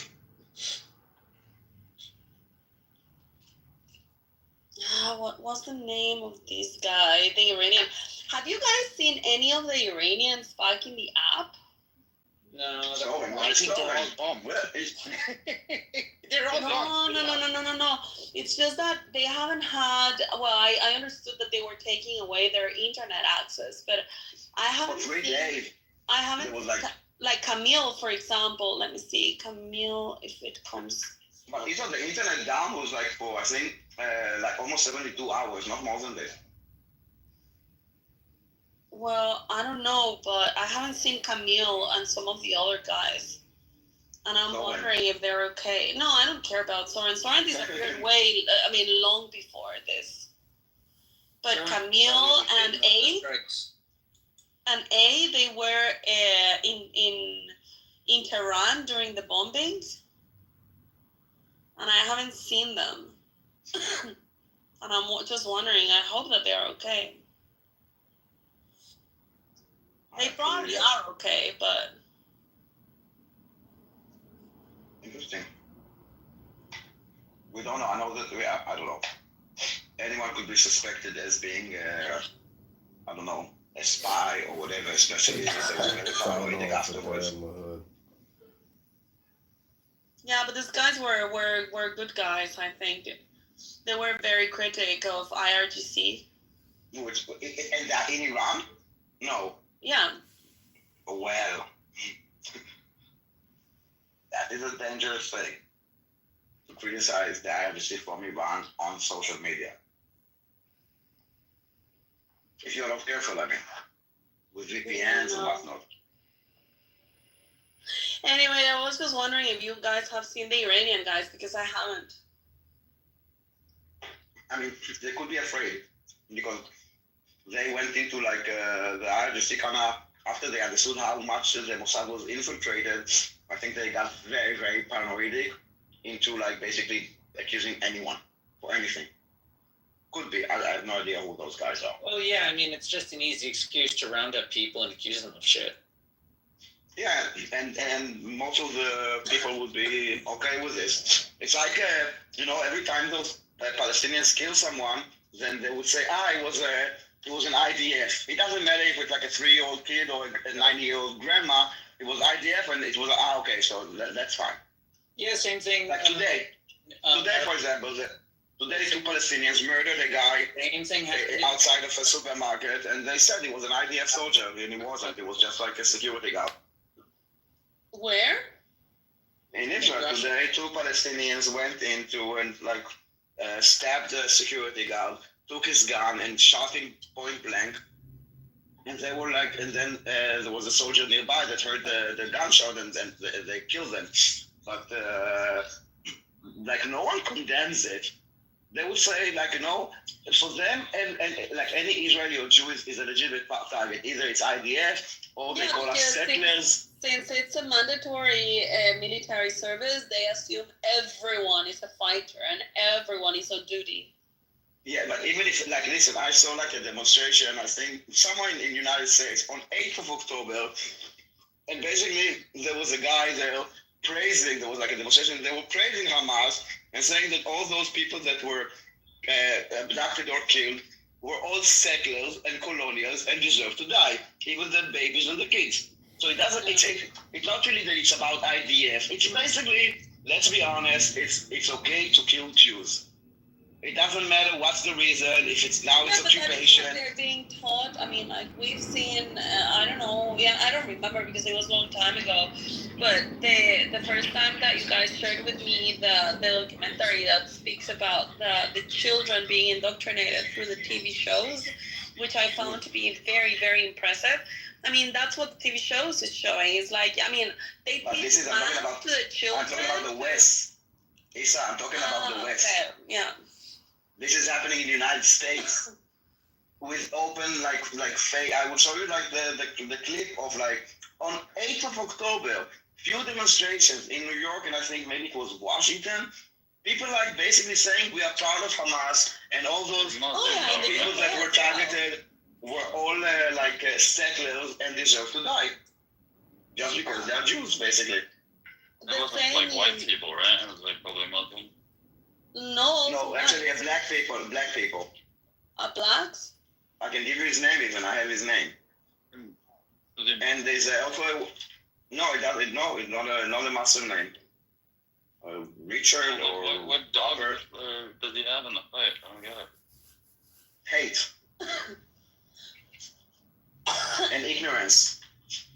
Listen, people are being, like, I see people that are, you know, they ask them, for example, where do gays have rights? And they say, no, in Israel they will start, they should go to Palestine, they will have rights. Yeah. Like, people are so, like, stupid, and they say, like, you know, I didn't know about Israel, all I heard about Israel was, like, only bad things. Right. And we're talking about people that are, like, I don't know, 26 years old. Those are, like, it's really like a lost generation that they are so misinformed in this day and age. It's really sad. Well, yeah. Oh, Daniel, think about, yes, I think it's sad, but think about Israel in the last 30 years versus, think about Israel in the last 30 years versus Israel of the previous 30 years from that, right? There's, what people are consuming, just what the news is about Israel is very different, right? Post-67 to Oslo, totally different story than... You gonna move anything? Right, just the same story, right? I see it in the kids I teach, right? Even kids who go to the... What changed in the last 30 years? It was the internet, not anything else. Well, yeah. I think it's all... I think you can put it on all kinds of things, right? I was going to say, somebody said we're in the I think you said it before, we're in the information age. Yeah. I don't think so. I think we're in the attention age. You should read Ezra Klein wrote a whole book about the attention economy. And that's all we have now. We don't have, the information age should have led to better education, but it didn't. It led to us being monopolized for our... Tell me the author's name again, please. It sounds very interesting. Ezra Klein. Okay, thank you. That's a great point. It's like, yeah, it's not a New York Times podcast. Well, and this is, by the way, it just, I'll tell you guys, I asked the other day, Israel wasn't the topic at the moment, so nobody bit when I asked, but my question is, you know, I've seen you guys engage in debates on Clubhouse. My question is, do you engage in debates about Israel on other social media platforms? And the reason I ask is because I want to tell you, I make a lot of videos, not a lot, but I make videos on TikTok, and I'll make these videos that I think are like so reasonable, like 4 minutes, I'm making very reasonable points, very, very good argument, and then I'm not exaggerating, every single comment is a detractor, is negative, is insulting, is hateful. And so when you talk about the attention age, it's almost like it's like Idiocracy, Caleb. Did you see that, Caleb? Idiocracy? Yeah, I saw that. That's a great movie. Look, Lisa, look in the chat. I put a link in the chat about this demonstration on 8th of October. It's mine. There was a genocide on the 8th of October. Didn't you know that? A lot of people celebrating. Well, that happened too. No, not celebrating. Glorifying Hamas and the slaughter of Jews and the... I remember that, Daniel. I remember that when it happened. I remember it on October 8th watching that video. But my point I'm putting it together so we remember. It's nice, Caleb, to hear, and it's helping me understand, because it's almost like I feel like it's a waste of time to make my pro-Israel videos and to do my pro-Israel posts and to waste time with you fucking assholes. Excuse me, I'm just joking, but it actually doesn't seem like it is necessarily. You say asshole like it's a bad thing. Right, exactly. But only you got it. No, I got it. I laughed quietly. Okay. Very funny. You're all gay if you're laughing. There you go. Gay. No, but maybe then, Caleb, it's not a waste of time to do the Hasbara and to do the social media activism, because if we're fighting a war for attention, then basically the only reason we're losing is because more people have seen more TikTok videos of Palestinian, you know... And exactly, it's always going to be that way. It's always going to be that way, because even if you collect together all of the Jewish advocates or Israel advocates or whatever, you're still not going to compete with the just bloody mass. Right, there's millions. Of people that are out there. It's just the numbers will not equal. It's like this guy that asked me before about the grapes, okay? And when he got an answer, he started laughing, okay? Because he's already like, his mind is set. He's already brainwashed. So there's no, we don't need to justify anything. And I don't think we need to be in a position of justifying. This anti-Semitism is not a problem of Jews, it's a problem of society. Yes, we are the ones that are suffering, but it's not ours to. I read a great piece the other day that actually said, and there's sort of a critique of the left, of the Jewish left, that they bought into the anti-Semitic propaganda that a lot of Western Jews with modernity bought into. Right? It's not that something we did. Somebody created this for us, and we bought it. It was a very interesting piece. See if I can find it and share it with you guys.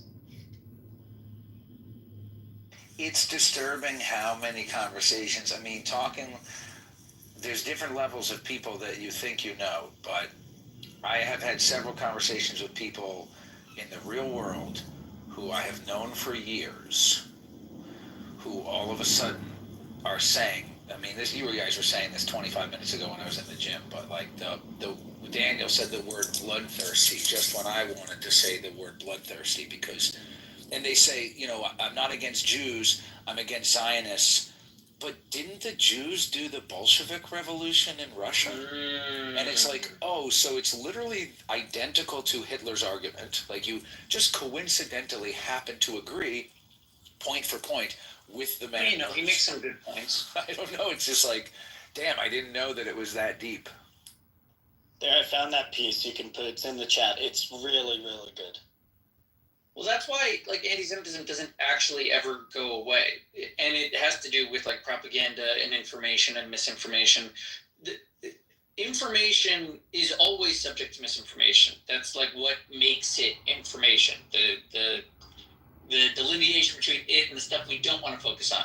Which means that whenever someone is motivated, there's always material that was previously classified as information available for them involving the destruction and villainy of the Jews. How could you ever prevent that from happening without, a massive destruction of all cultural record, which no one is ever in favor of? No, there will always be new bouts of anti-Semitism. And yes, this was already addressed 150 years ago by Herzl when he saw what happened to Dreyfus. And guess what happened? We made a state to solve that problem. Well, it didn't solve the hate problem. Yeah, we never. It might have solved. That's the thing. It was never under the conception that the state of Israel would prevent the rest of the world from still thinking that we were pieces of shit. We anticipate that that's going to continue to happen over and over and over again with more elaborate arguments that are just rehashed versions of the same. We know that's going to happen. The point of the separate state is because then we always have someplace to go where we have sovereignty and we know that we disagree with you all together because you're all psychopaths.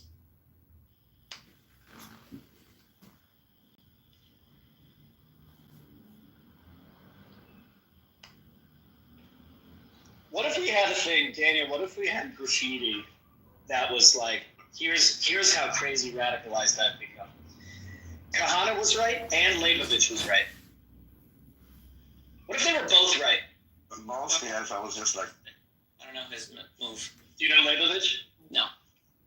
Leibovich was a philosopher in the mid-20th century who argued that now that Jews have a state, the risk is becoming, corrupt and authoritarian, and he wasn't an anti-Zionist, but he was very critical of the newfound power that Jews had and what that would do to our internal. Yeshayahu Leibovitz? Yeshayahu Leibovitz. So you're saying that he had sort of a post state established policy of self-restriction of power or utilization of power, that kind of a thing? Yeah, he said the Israeli state is going to end up oppressing Palestinians. It's going to happen. Right? And he wasn't an anti-Zionist in that way. He was just trying to they're an animalistic race of barbarians who who are hell-bent on our destruction. Both can be true. So that's what I'm saying. That's what I'm saying. Like there's an ironic place. There's like an ironic place that I'm at these days, which is Kahana was right and Leibovitz. That's the challenge, by the way. Shut up. He didn't unpack Leibovich's position. So what did Leibovich think that Israel should do? Just like acknowledge that we're going to oppress the Palestinians and thus not? No, just what he unpacked it. Be a regular sort of Western democracy. That is like, with no still being called sort of metal monsters. Well, agree. I'm just isn't it ironic because Kahana and Leibovich are opposed, right? Yeah, so that doesn't like what you're saying doesn't work. Like we try. What you're saying is Leibovich was right, even though his strategy has clearly brought us to exactly the thing he was trying to prevent occurring. So thus he proves himself wrong. What I'm hearing, and instead Kahana, who was never actually tried, right? Because he was murdered. Why we sit, which is why many people continue to say Kahana was right because no one ever actually tried it. Well, but what I'm hearing is right. So what Leibovich said was the following, right? Right? He argued against occupation, right? He argued against. He was a religious person, and he was a rabbi. But he argued against. You're saying he wanted to withdraw from the West Bank and Gaza territories? Yeah, post 67, he argued he wanted to go back to the 48 borders where they could fire a bullet across the state of Israel? Yes, because he argued that continued control over those territories would lead to a moral degradation of the Israeli society. That's a fair argument. Which in some ways, he was right. Oh, he's totally right. No. Jordan and Egypt abandoned those territories as a poison pill for Israel. And, I'm aware of it. Israel swallowed it. I would have opposed it for different, more religious reasons, but he was totally an anti-messianist, right? He wasn't a messianist. He really argued for the very strict separation of church and state. That the more that religion gets entrenched in Israel, that's going to be bad for Israelis and bad for Arabs. Right? All of these things, and it turned out he was right about a lot of that stuff. And Kahana was also right to the extent of the way that he described Arab mindset and Arab culture, right? Not that I'm generalizing too much in this way, right? But there is something built in it. There is something built in there about Jews. Yeah. Leibovich was right. Kahana was right. They both had excellent points to offer, as usual. Well, what I'm hearing, tell me if this is an oversimplification, but what I'm hearing is evil exists, and so does Yetzer Hara. They both exist. I'm not sure about evil, but the Yetzer Hara definitely exists. Well, I just mean evil exists. Explain Yetzer Hara to the Gentiles. No, I just mean the evil exists in others, and the will to do evil, the impulse to accidentally slide into evil through lack of vigilance exists in our own selves as well. So Kahana was right. They're a bunch of fucking animals. Leibovich was right. We got to be careful with the iron fist.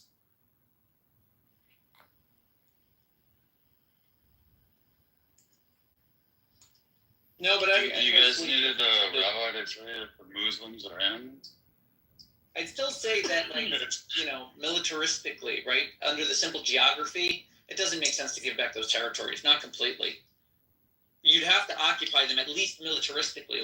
You could, if you want, pull all the Israelis out. But then again, if you have a free, independent society, how do you stop the settlers from wandering into the no man's land that the Israeli army that's the whole thing. Can't be in because it's too dangerous for the Israeli government, right? It's unavoidable. Yeah, but Michael, that was the whole post 67 discussion, right? And ultimately what was decided to do was to do nothing, decide not to decide. I think had there been Cully. So hold on. Let me just finish that. Hold on. Let me just finish that real quick. 10 seconds. Had Israel annexed it fully, we'd be definitely living in a different reality. Yeah. And had they given it back all the way, they would have been living in a different reality. The fault was not deciding. If they had given it back, they would have been subject to wars they weren't ready for. Maybe, but then it would have been a war. But then it would have been a war and not an occupation, right? But in Khaled, we gave it Gaza, and we see what happened in Gaza. It became like a terror hub.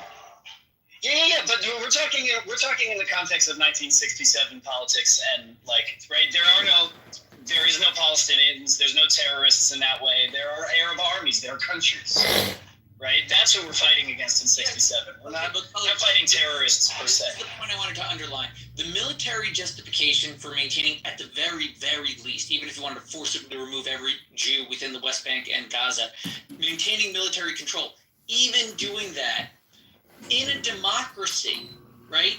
The inertia you're talking about when that has to be done, and it's a good question whether or not to occupy it or push people out, inertia is the natural consequence of a Republican democracy. That's what it leans on.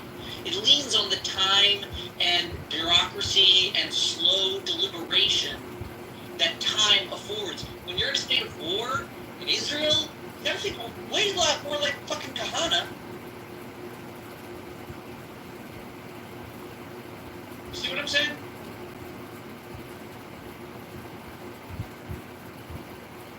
Dana, your point about Gaza is right, except I don't think that was the consideration post '67. If we withdraw, then the Jordanians will just attack us again. Yes. Don't you understand? They wrote articles, they proved it, up at the top, that really thin, stupid little point. You literally could fucking fire a bullet through the state. That's so stupid. That makes no. And you have people on those borders that want to blow up the state. Are you insane? You cannot leave that subject to Jordanian and Egyptian control. And they did attack. See, it's interesting because for a long time, I've said I don't minimize the security concerns; those are real. But why not just defend the border, right? Sit on the border. Colin, that's what I'm saying. That's what they did. They did just want to defend the border. They said there's no fucking way that the border is going to stay here. And the inertia of a... Right, but that's not defending the border. That's changing. That's changing the border. Wherever they fucking wanted because they had military support.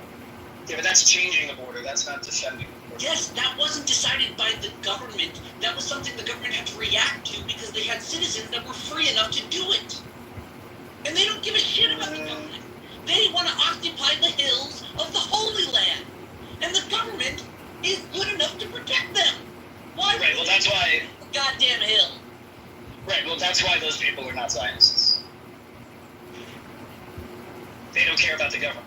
They don't care about the statecraft of the state of Israel. They care about defending that hill. I understand. That's what makes them not Zionists. Zionists care about the state and the democracy. These people don't.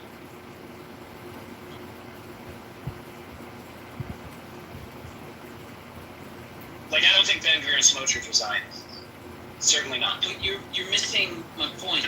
It's unavoidable. The people that choose to go out there grows. Their population and numbers grow. The people that are interested in their way of thinking grows. And their political power in a liberal Republican democracy grows.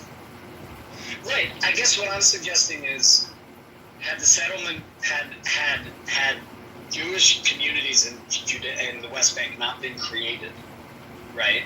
You could have had a benevolent occupation, and the decision to not decide about what to do, fully annex or give it back. Yeah, I think you could have had a benevolent occupation. It's bullshit. I'm a leftist. A benevolent occupation of uniformed IDF soldiers controlling a bunch of stateless Palestinians. That would have been it wouldn't be. It wouldn't have been a military occupation. It would have been administrative. Were you not before 2005? Yeah, I think. First of all, I think there is a thing as a benevolent occupation. Number one, right? I think there is a occupation. I don't think you. I think you can take care of the people you. I think you can take care of the people you rule over. If anything, just seize the territory and administer it, but you cannot call it an occupation because that just implies that you are don't get caught up. The responsibility of it, and you're just being there. Don't get caught up with that word, right? It's a technical word. means that you're out. It's a technical word. It's not a. That's all. Right? I'm not implying anything about to whom the land belongs or whatever. I'm not implying anything. Right? But it's an accurate description. Right? All I'm saying is that there could have been an administration of the West Bank that didn't, right? Because there's been a progression from '67 until now. You have the rise of Palestinian nationalism and terrorism. You have the increasing of the settlement apparatus. You have the building of the wall. You have the murder of the prime minister. Right? You can't just restart the tape. Right. But I'm just speculating. Right. If you go back. Right. Then those that say don't annex, but we can't give it back. Right. Which is what happened. Why did it have to be a military operation in the end? Could have been set up. The material lives of Palestinians living in the West Bank are controlled by the Israeli military. What do you mean? No. As an area they are not. And again, why brutal? Well, let me say it better. Okay. I don't think it had to be this way. I think it could have looked better. It was always going to look like your enemy wanted to paint it. I think it could have looked better. I think it could have looked. I trust the Israeli military so much that I think they can maintain security without the checkpoints. No, we can do it. Sure. What? What happened today? The guy Not killed, murdered. Fine. Murdered. Yeah, no, that's Alright, I gotta I mean, no one wants to What is it? No Israeli soldier wants you have to leave. No Israeli soldier No, I have enough. Is it? What do you want? Well, tell him you're in the middle of a conversation. But it's very convenient. How do I know you're telling us the truth and you just not are looking to run away? I'm not. You know I don't run away from these conversations. Give us the doctor's name. Yeah, I'll call the secretary. Right now. We'll reschedule. That's fine. Okay, I'll be back. Alright, I hope everything is okay. And the constipation loosens soon. Hey guys, how you doing? Hey, Jacob. Edmund! Call me Jacob. Wait. It's like an English. Jacob.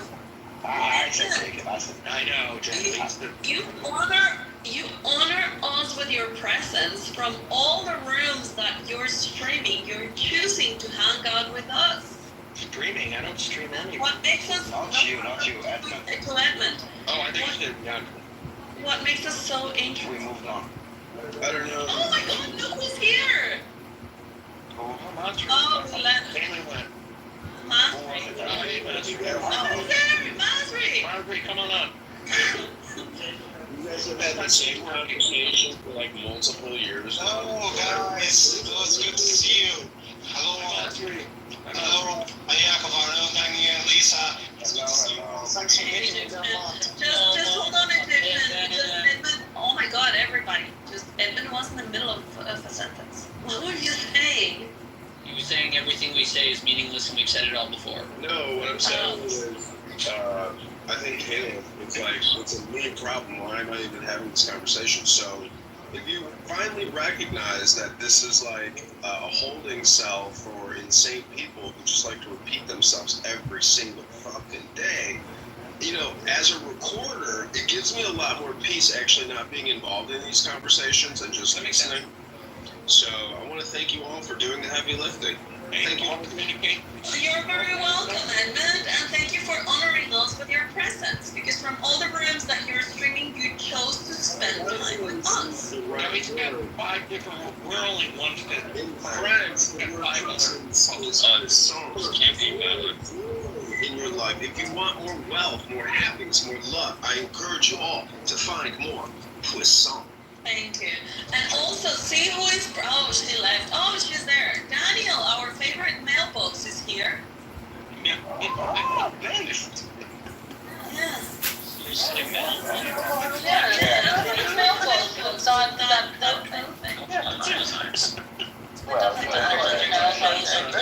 Did you call me a mailbox? Yeah. No, you. Oh, not you. Why do I live in the mailbox? Are you calling me a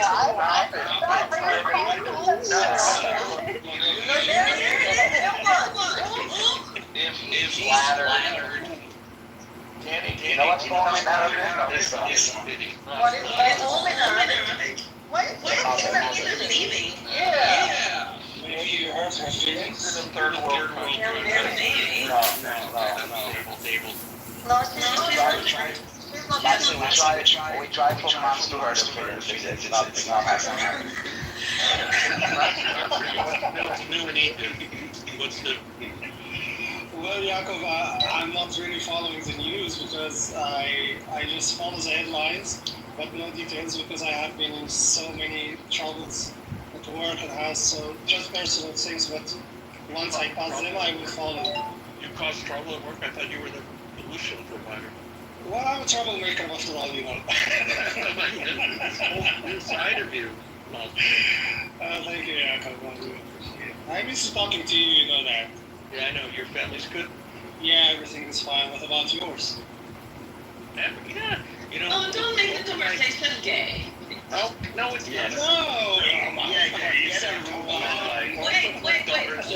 why are you coming in and leaving and coming in and leaving? What's wrong with you? Like a gay man. Why are you coming in and leaving and coming in and leaving? What's wrong? You know what comes in and goes out all the time? Gay man. Penis. A Muslim into a goat. Daniel would know the answer. Can you speak? No. Do they suppress speech? What the hell? Or a mouth? It's just eye slots so they can see, but they can't talk. Are you allowed to talk in those things? Yeah, she might be in the presence of. Let me enjoy my food. Oh, you're Actually, you have to take off the top. Like, how do you eat one of those things? I'm actually crisp, so I'm gonna yell. It's a feeding tube, guys. She's using it for me. I thought you were in the presence of men, and that's the reason why you weren't able to speak. Does everyone here identify as a man or a woman? Well, I identify as a woman for the purposes of easing you, so. Gross. Yeah, I know, thanks. Why would I identify as a woman? Well, you're halfway there. Danny, I like your headscarf, it's so cute. Daniel, I believe that women's clothing is often cheaper, so. Cheaper? Well, I think the things cheaper. Is that what you're saying? Women's clothes are cheaper? In what world? Expensive per square inch. What? We are not cheaper. You guys are cheaper. No clothes from designers. I mean, I can go with the same jeans for a month. Women's clothes are cheaper than Men's clothes, listen, style. Hold on, I worked at Ralph Lauren, Coach. Yes, but women's turnover in styles is every year there's a new style, but men's. Twice a year, there's hold on. No, but for men and women, but when it comes to the turnover on styles, men's is more constant. You don't have to replace men's clothes as much to keep up with the styles. Well, neither of you are. That's because we don't put weight on it in winter and then use it all for the summer. If you have like a solar style, it's also not difficult to keep up with fashion with your woman. But anyway, just men's clothing is more expensive than women's. But when it comes to underwear, it's the other way around. But that's the benefit of the niqab. It's the same thing all year round. No, You it's don't not, even have man. a blue one. It's black. Oh, black, what are black, you and doing? black. Are you programming your bomb? It's not me. How do you know? Oh, I thought it was on. It's not me. I'm not that smart I yet. got one more out there. You know, one mother I was am just a good guy. so one mother was saying to another mother, "My son, he's 17 now," and the second mother says, "They blow up so quickly." All blew up? Instead of grow up. I love these white jokes. Yeah, well, it Not a depends white joke. about It's not a the white clothing, joke. right? If we're talking about Muslim clothing, It's Kathy White, idiot. if we talk about Muslim clothing, that might be more expensive because of the bomb equipment that they're using. It's so Yes, expensive. straps cost a lot. Right, Danny, how much does leather straps you buy? Leather straps. Wait, what? How many explosive vests do you own? You only need Share that. Sorry, guys. Yes, you only need one. If you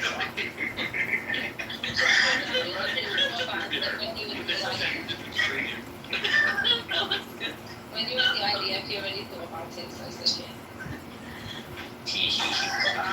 You only need one. the ideas are basically heroes, to be honest. Like for the like civilized world. So is hummus. Not you, babe. Hummus is Not you. my favorite. Not you. I said civilized world. Hummus is my favorite.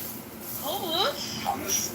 Who doesn't like Yeah, hummus? Hamas is here. Everyone loves hummus or hummus. Which one? Hummus or hummus? I eat hummus. I realize though that in America, Americans have all day, every day who are shitting on ICE agents, and these people are patriots and heroes. So we don't even get to have your sentiment in America. That is verboten.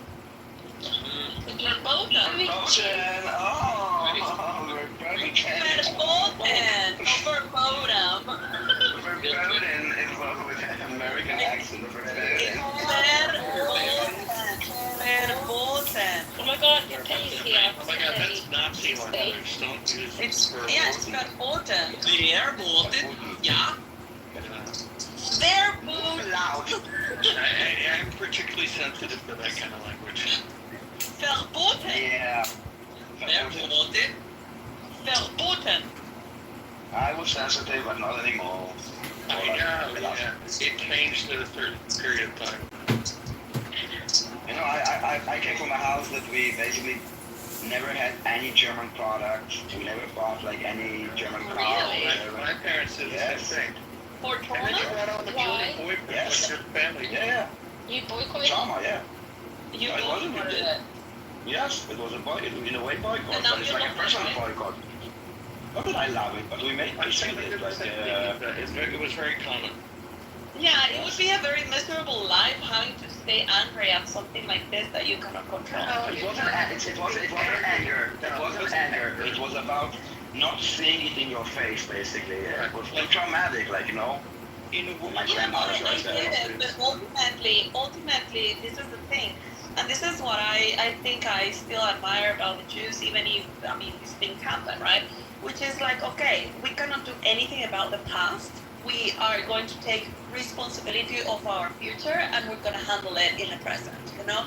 And so Listen, at the end of the day, I came from a house that yes, boycotted German products and stuff like this. But at the end, you know, I'm married to German, and he met my grandmother, and my husband looks like completely Aryan, like blonde and eyes, like, you know. What was the reaction? The first time that they met, she said it made like a clench in her heart, like the first time that she saw him. But then they became like, you know, for her it was like, and she told me it was kind of like a closure in a way, you know? And it was like even a victory, or even like some kind of a win. That at the end of the day, like, this has happened. My grandparents looked at it a different way, so let me kind of explain. Which was, in a world of choices, you don't need to choose the one that's in your face that like directly affected your family. They went through this shit. So they were, you know, when it came down to choosing to buy a Mercedes-Benz or another luxury car, they chose the other luxury car. They just didn't want to see it in their face. It wasn't because, oh, we're going to hold the kids and grandchildren of the Nazis accountable for what their parents and grandparents did. It was, we don't need these symbols in our face. It's like a wide thing. You don't go and you like advocate for it, or you like even say it's like something you just don't do. It's not like, you know, you wouldn't even notice this if you didn't know that this is happening. Although it was really strange going to Israel in the 70s and 80s, and every single taxi cab was a Mercedes-Benz. Yeah, but all of that is fine, but you're allowing external circumstances to drive your thinking. It's like if I it's not external circumstances. Yeah, but again, like if I would, I mean, it's just easier to just embrace it, make peace with it, and just move on. Like I get. Well, it's easy for you to say, I guess, but if you would be a Holocaust survivor, that everything German would be like, you know, you don't want to live your life with this like post-trauma. And if you don't need to have I again, you can have like, I don't know, something else, Philips, I don't know, whatever. Maybe Philips is also German, I don't know. No, then you would just go. Okay, so you would go with something that doesn't trigger you. It's like it's trauma. It's not revenge. It's not hate. It's trauma. I get it, Daniel. But you know what? I mean, like I know it's not the same type of how do you say level, right? But yeah, I left my country because my life was in danger, right? And something happened to me. I'm not gonna speak about it right now because Edmund is kindly streaming us everywhere. But anyway, it was like a very serious thing to the point that I had to leave my country because, yeah, my life was in danger. And it was someone that I knew that was close to me, right? And what my sister did, like I think it's a few years later, is that this person had a dog. And actually the dog was like really nice and whatever. And you know, my sister had the brilliant idea to call her new dog after the name of the dog of this person. When I heard that, like I felt a punch in my stomach because like, fuck, why? The dog, her new dog. She gave the name of the dog of this person that created this issue for us, that put our lives in danger. And I was like, what the fuck are you thinking? You know, like I felt like a punch in my stomach.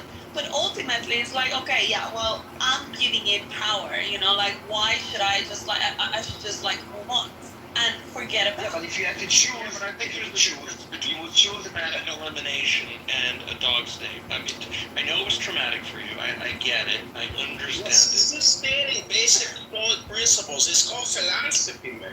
You know, work is already started. Okay, don't. This is a serious thing.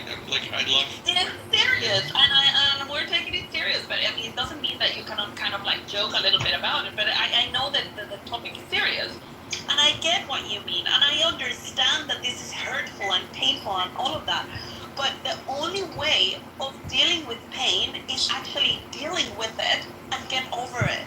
So that you can and I can say that it diluted over time. My grandparents would not touch a thing German. My parent started to grade 15, I don't care. Because I'm not going to hold everyone in the food chain or, you know, the grandparents. It's not about holding them accountable. Again, it's trauma. This is the same reason as like many Holocaust survivors would put food under the blanket, under the mattresses, not because it's like it means anything. It's like it's part of like this trauma of having no food. Gets fired, like you guys don't. Yes, exactly. It's trauma. Yeah, it's trauma. It's like PTSD. Yes, exactly. No, and I get it, Jakob, and you're right. It gets diluted through generations, right? I mean, it's not the same that there are the actual Holocaust survivors who actually experienced it. That for them is disgusting. They just cannot even process it. They listen to their parents' stories, you know, and that. Yeah, the second generation was also very much affected with this. Yeah, it's not just the Holocaust survivors. There's actually people who are getting payments for Holocaust survivors who are second generation because of the psychological burden that they've had to Yeah, the I thing mean, my is mother that it didn't wasn't get. that far away. I mean, it happened less than 100 years ago. Yes, I mean, we heard stories from people that actually experienced it. Like they would bring like the Holocaust survivors to our school on Holocaust Day, and they would sit and they would tell us like their own personal stories, and they were alive, and they could like now with time they are less and less, but you could hear it like first-hand accounts, and it was like the Nazi regime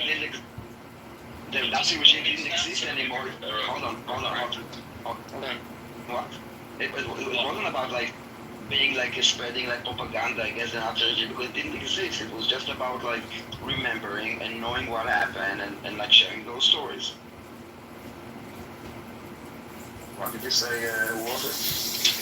Oh, I was asking. Sorry, I might be the line. It's interesting. Is it like is it like a disability sort of in a sense payment, or like a reparations type of? No, it was a reparation kind of thing. Yeah. So is And there Germany was some the second generations. like is Germany paying for it? I'm assuming that. Yes. Okay. Yeah, to the tune of like $80 billion, I think it was at the last count, or 82 or some number, some huge number. It's not that huge. Today you buy like a. Yeah, but I mean in total, it's still a lot of dollars. It's a lot of money. It will, and the reality is it will never be enough. So it's you can't buy anything with that. And those people, it's not like it's not just reparation, because I mean they also lost everything that they had.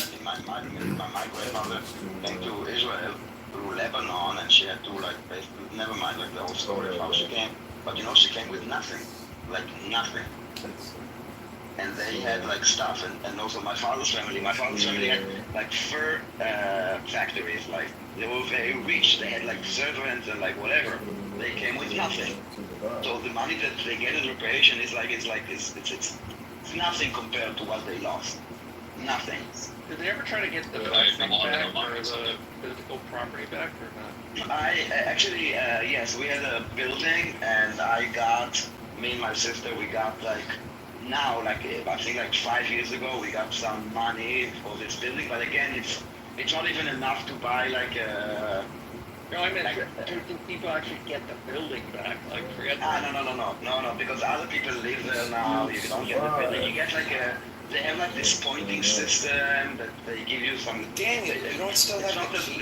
Value. I read from time to time. Yeah, you don't have the key. Yeah, we have the key. You don't have the key. I read from time to time that this is Germany. We don't need the key. We have the address. Given back to the heirs. So I was wondering if anyone actually got the property back, and now the rent payments go to them, to some other person's building. I don't know, to be honest. I don't think so. Or like a company. Maybe if it's like a building that is not like sold to someone else, like a government building or like stuff like this, maybe. But I don't know. Whatever. We need a better topic. I got a topic. What do you think of Emma Watson's boobs? I don't think they exist. Are they the same size? No, you're thinking of her when she was 8 years old. No, I'm not. My boobs are not the same size. Is she a member of the Itty Bitty Titty Committee? I'm just bringing this topic to the committee, just wondering. My boobs are the same size. Nothing is the same size. Yeah, my right boob is bigger than my left. BTR, approve! It's the same thing with testicles. This is what they told you, Jacob. Yeah, I did research. I actually looked into it. Because someone was saying, like... Hold on, when you say you looked into it...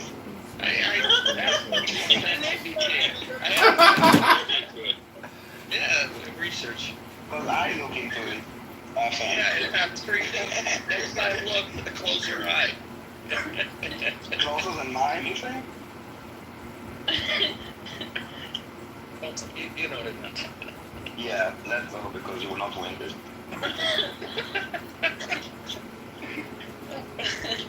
Get out a tape measure next time.